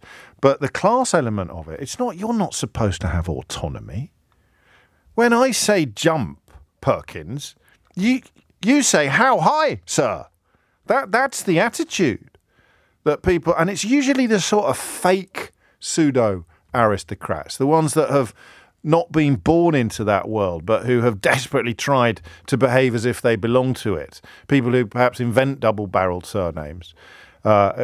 People like Ian Duncan Donuts and Jacob Rees-Mogg, the ones who are trying to sort of adopt the mannerisms of Victorian mill owners. They speak of working people, or they treat working people with contempt, while, because of the dishonesty that goes hand in hand with the delusion, claim that they're actually speaking for working people by doing the divide and rule.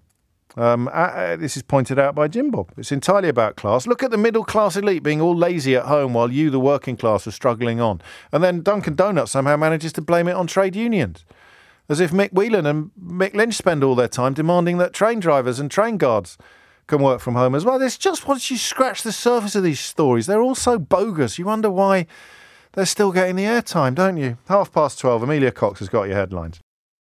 33 minutes after 12. This sounds like a Kenneth Williams line, but I've got parakeets in my nesting box, and I wanted swifts. I put a nesting box.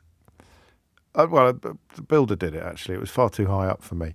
Right at the top of the house. And I got Don't laugh, all right? But I managed to source some Swift noises. So I opened the bathroom window and put a little Bluetooth speaker on the windowsill. This is the kind of thing you can do if you're working from home. I put a little Bluetooth speaker on the windowsill and I played Swift noises. And I wanted to get Swift and it didn't work, and so I forgot about it, as I always do. And I was doing a bit of gardening last night, and parakeets bloody everywhere where we are. And it's still exotic. You see flashes of green, particularly when they're roosting. It's mad to see parakeets in your garden in the middle of London. But they are quite invasive. And I looked at it and I thought, there must be little chicks, parakeet chicks in our nesting box. And do you know what I didn't do? I didn't put a camera in it. You know, everyone's got cameras in their nesting boxes. I didn't put a camera in it. So does that mean, ornithologists, that I'll never get swifts now? Is that a parakeet's nesting box forever? I can't reach it. I can't, not until, I don't know, the roof caves in or something. I have to get the builders back. What can we do? I don't know. 12:34 is the time. A slight digression, but it is kind of relevant to working from home. I think about how much nicer your home is when you work from home, because you've got all that time. All the time you spend commuting, you can actually spend feathering your nest, to continue the ornithological theme of this slightly unexpected part of the programme. John's in Edinburgh to steer us back to the serious stuff. John, what would you like to say? Hi, James. How's it going? Yeah, very well, mate. What do you want to say about this? Basically, so the first thing I'd say is that I tend to find that both people, myself working, people that work for me, I find that they are actually more productive when they can work from home. And it is useful to come in from time to time, if only not to get cabin fever. So I'll say that. Of course. But before mentioning why I think Ian Duncan Smith doesn't like it, is it possible for everyone who interviews him ever, whenever he brings up factory workers, just to say it's not the politics of envy, Ian, if you're going to start comparing what different people do? That's very true, actually. They're so hypocritical, aren't they? It's incredible. But I think the reason he doesn't like it, I think it's really simple. I think basically Ian Duncan Smith does not care for Dunkin' Donuts, does not care for... You shouldn't snigger at my own jokes. No. Sorry. Well, he doesn't care for tax. He doesn't want to tax people. What he does want to do, however, is he wants to extract as much money from your pocket as possible to go into the pockets of people who build and rent things like offices, who have shops, etc. All of that goes into pension funds. It goes into the pockets of people that he is friendly with. And in the past, that was all great. There was one major downside, of course, was that you're using largely across most of the country public transport that went into public funds to get into town. But thankfully, they found a way around that on the pretext that we would get a better service if we privatised most of it.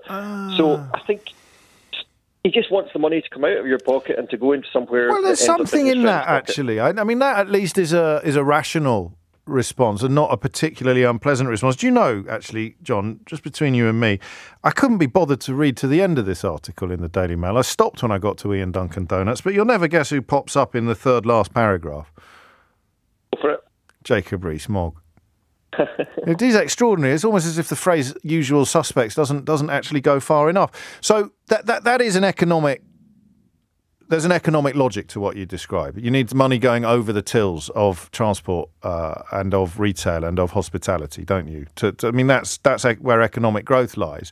Where does the conclusion come from that people won't spend similar amounts of their disposable income in the same sectors when they're working from home? I think that's where the office building and such like really comes into play, though, because if you look at where massive amounts of pension funds are actually, or similar, are putting their money, it's in property. And you're right, because otherwise, you know, you get back to all the problems of the high street and things like that, and how people do shopping and so on. The one thing that remained stable through all that was the explosion of new shiny glass office buildings in our cities, and that's taken a hit since COVID, particularly, but also since the advent of greater technology to work from home. And they can't specify that, so they have to just go after working from home in general, and they'll go after the civil service because they're in their sights, but actually they're not bothered about the civil service working from home. They're bothered about all the people in the shiny skyscrapers, which may or may not, they may be personally or adjacently invested in. So they have to create a sort of negative culture. Tell me a bit about productivity in your workplace, you and your staff. Well, really, as with many people, I think it was COVID that really kicked it on, because I think we were just as sceptical as anyone to begin with. It is office-based, and most of the people that we work with, they tend to do 2 or 3 days in either direction. Some people prefer to go in every day because that's what some people prefer to do. Some people don't.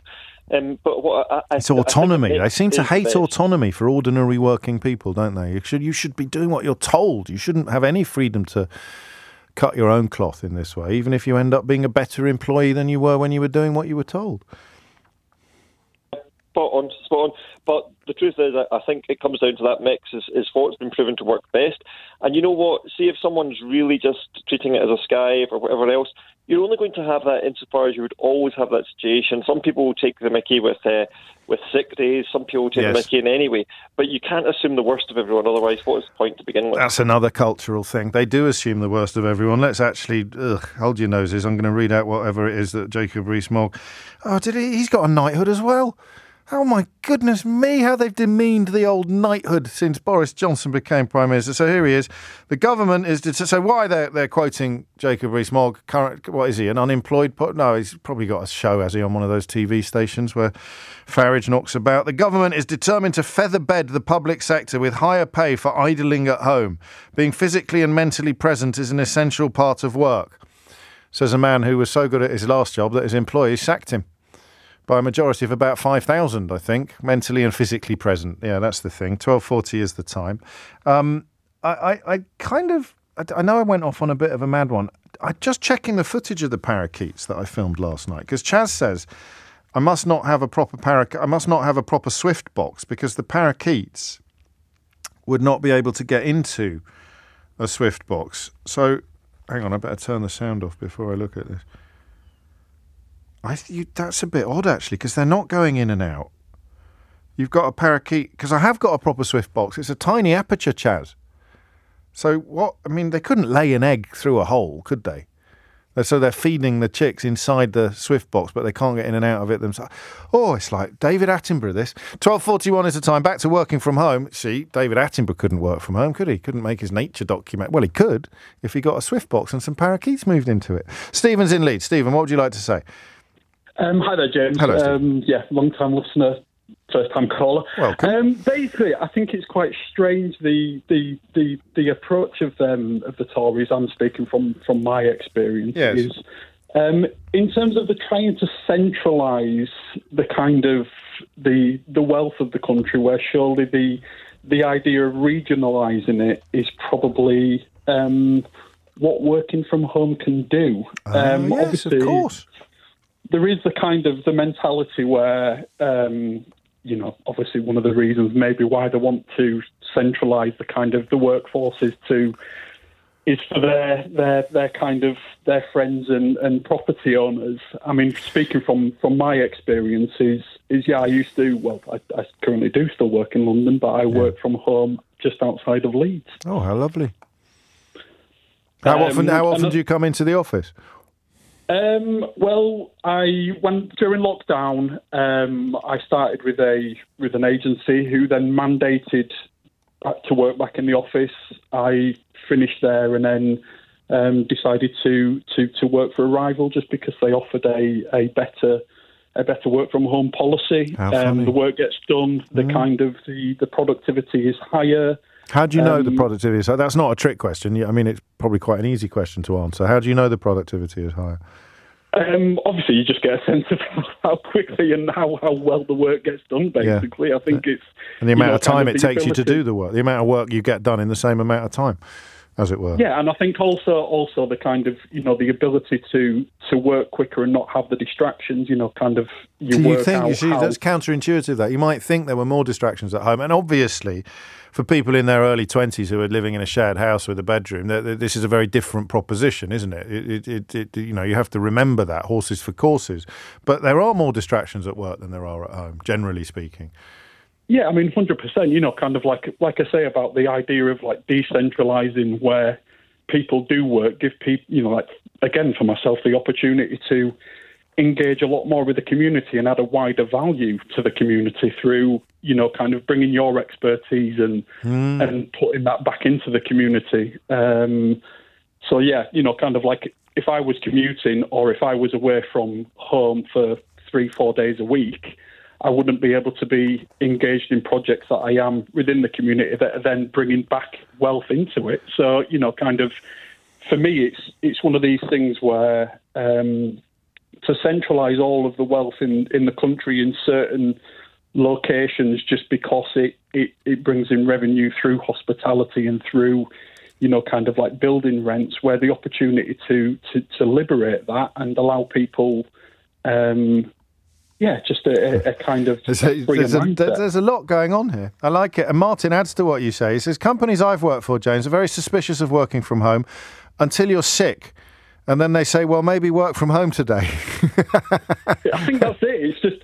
It's one of those things where it does, kind of like seem ridiculous. I mean, one of the projects that I'm involved with in the local community did get funding from the Levelling Up Fund, funnily enough. And it kind of like makes me laugh about the way that works, but kind of on the other side of that, you've got certain politicians that then just want to contradict that. And they may not even know why. And we're talking about Ian Duncan Donuts and Jacob Rees-Mogg. So the idea that they've given this lots of thought and high-level intellectual engagement before arriving at an informed and evidence-based conclusion is a little bit ambitious, a little optimistic, Stephen. But there it is.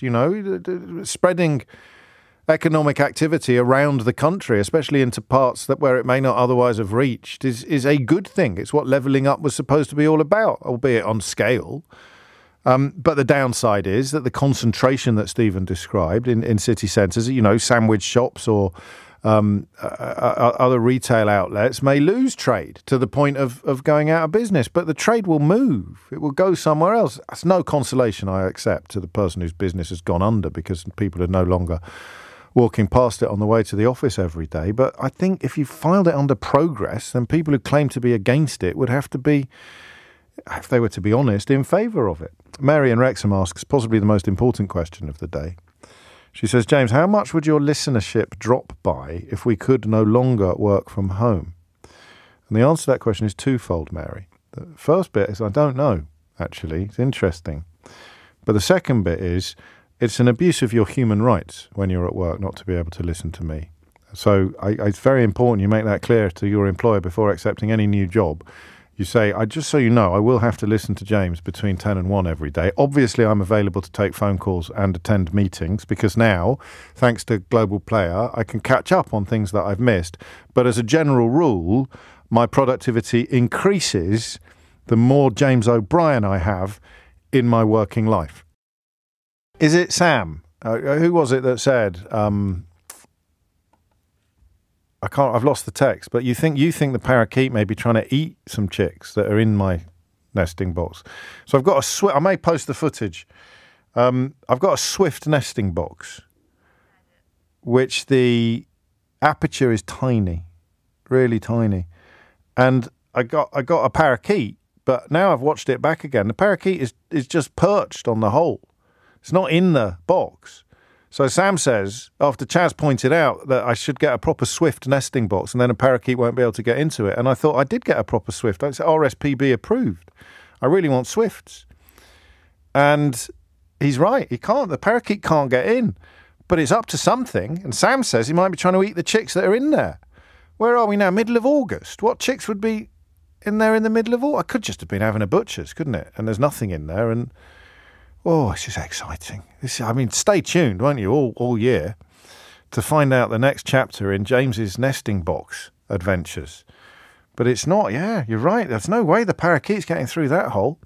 I like to think you've just tuned in because you don't like me, but you really like Sheila. And you're wondering, what on earth has happened to LBC? I knew he was bad. But this is, even by his standards, this is just abysmal. Bring on Sheila Fogarty, ASA. Can't she come on early? What's he actually talking about? Swifts? It has indeed, as some of you attest, all gone a little bit North. No, it hasn't gone North Norfolk Digital because Alan Partridge was only interested in himself. He wouldn't have given a tuppence for an interplay between parakeets and potential swift chicks in his back garden. So no, it's not North Norfolk Digital, but neither is it necessarily very good. Back to working from home. If I worked from home, I'd know what was going on in my nesting box, wouldn't I? Because I could keep an eye on it more. Alan's in Leamington Spa. Alan, what would you like to say? Hi, how you doing? I'm all right, Alan. Yeah, good. Yeah, this working from home it's a convenience thing that now that they all want everybody to work in the office when it suits them, and I do think it's very much a control part of things.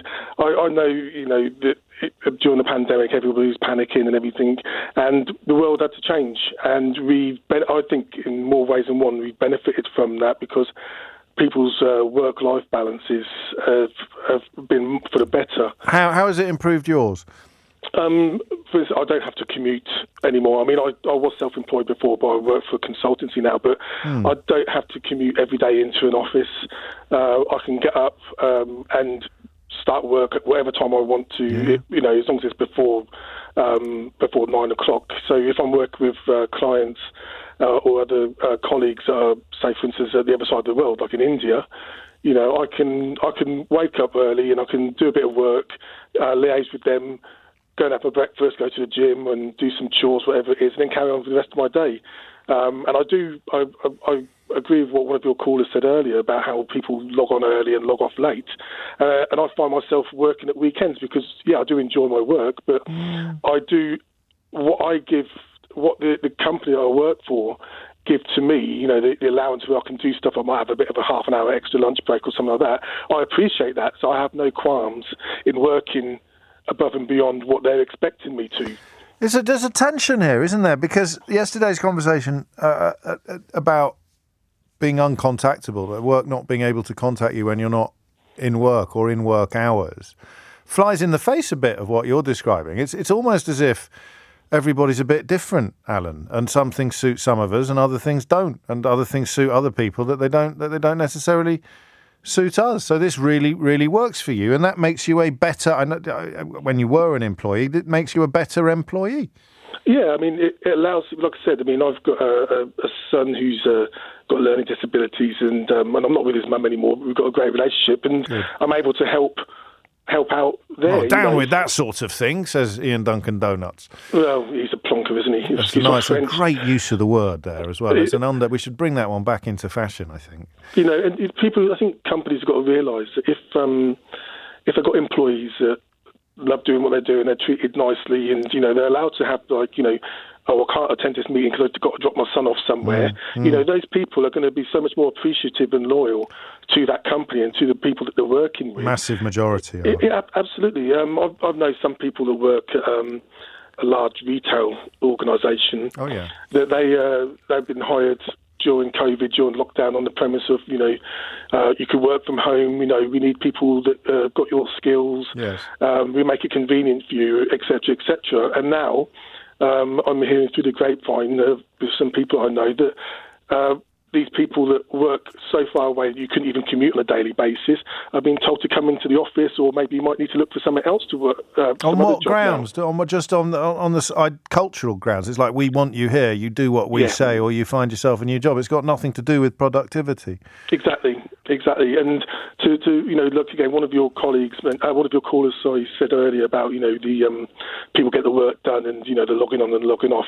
You do believe me, I'm a software developer, and you have work you're allocated, and if you can't deliver that work, or you're struggling, or you have these timescales, it is very apparent very early on if you can't deliver. If you're playing Tetris or something on your computer all day and not working, it will become. How old are you? I know, yeah, sorry, I'm a bit old. Yeah.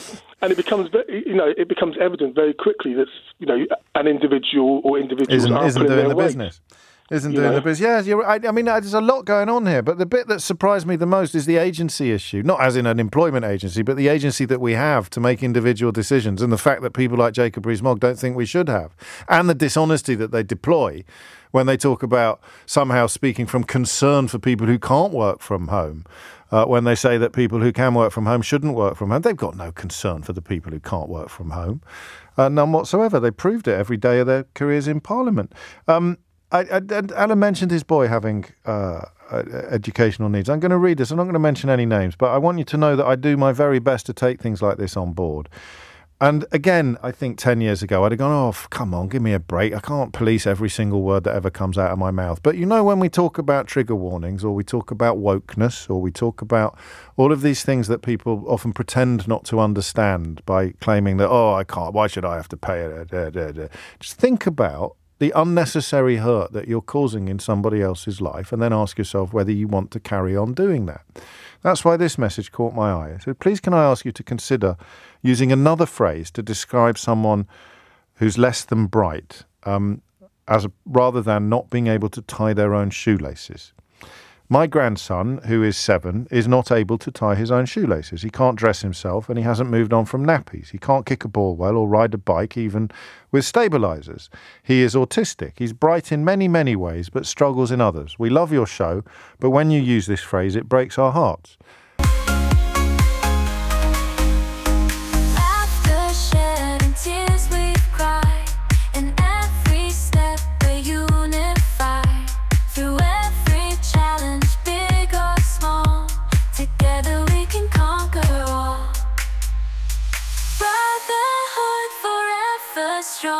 In each other's arms, where we belong. Through the storm and through the fire, our bond will never tire.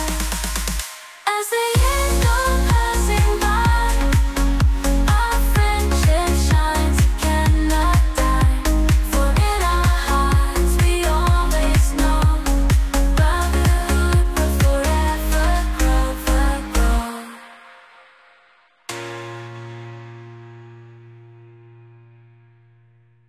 And I will now do my very best to improve. I can't promise I'll get it right immediately, but I will do my best not to use that phrase again moving forward, because it causes you and your family pain. And it's entirely unnecessary pain for which I am responsible. And that's why so many conversations in this industry about trigger warnings or wokeness or treading on eggshells or hypersensitivity are so obnoxious, because you're saying to this lovely person, unlucky, I can't be bothered to make the minimal effort required to stop upsetting you. But I can, so I'll try. Alistair is in St Albans. Last word to you, I think, today, Alistair. What's it going to be? Hi, long-time listener, first-time caller. Well blah, done. blah, blah. Blah, blah, blah. I'm kind of trying to look at it from another angle. One, I think the main reason the Tories, or that portion of them, are kind of so up in arms, I think everyone's kind of covered that quite well. It's very much, I think, an element of control, business being very invested in the Tory party or in the ex-Tory government, and I think that's been covered quite well. I'd like to look at it at a different angle, if that's okay. We've only got a minute. I own and operate a couple of small hospitality businesses, one in Shoreditch and one in St Albans. Right. And with the work from home movement, there's been a massive markdown in the amount of footfall and customer base for the business. So there's a lot of industries with people working from home and not being out and about that I feel are quite dramatically suffering. And even if those people are spending the same amounts of money elsewhere, that's no use whatsoever to you, because you've got investment in that specific site based upon what the footfall was when you invested in that specific site, and that sucks. And the site I've got is in quite a prominent central-ish portion of London, so we're based in Shoreditch. And I know a lot of friends who've got other businesses kind of in around the area that have reduced opening hours, reduced members of staff, and we're all looking at, compared to pre-COVID turnover numbers, a fall of about 15 to 20% in turnover. Yeah, which can be the difference between washing your face and not washing your face. I don't know if you ever come across Kate Nichols, who's the chief executive of UK Hospitality. Yeah, I do know her. I think she's brilliant. I've had the pleasure. I judged a sausage roll competition with her not long ago, would you believe, Alistair? But she's the only person in this Daily Mail article who makes sense, and she talks about exactly the point that you make about the engine of the economy being the everyday economy, retail, hospitality. And people need to be there for that. So a nice bit of balance, a bit of balance at the end. And I'm cracking on only because Sheila's here. If you missed any of today's show, you can listen back on Catch Up on Global Player, where you'll also find all of LBC's shows to catch up on, as well as all of Global's live radio stations. So do download Global Player for free from your app store or head to globalplayer.com. Coming up at 4 on LBC, it's Ben Kentish standing in for Tom Swarbrick, who's standing in for Nick Ferrari. But now it's Sheila Fogarty. But now it's Sheila Fogarty. But now it's Sheila Fogarty. But now it's Sheila Fogarty. But now it's Sheila Fogarty. But now it's Sheila Fogarty. But now it's Sheila Fogarty. But now it's Sheila Fogarty. But now it's Sheila Fogarty. But now it's Sheila Fogarty. But now it's Sheila Fogarty. But now it's Sheila Fogarty. But now it's Sheila Fogarty. But now it's Sheila Fogarty. But now it's Sheila Fogarty.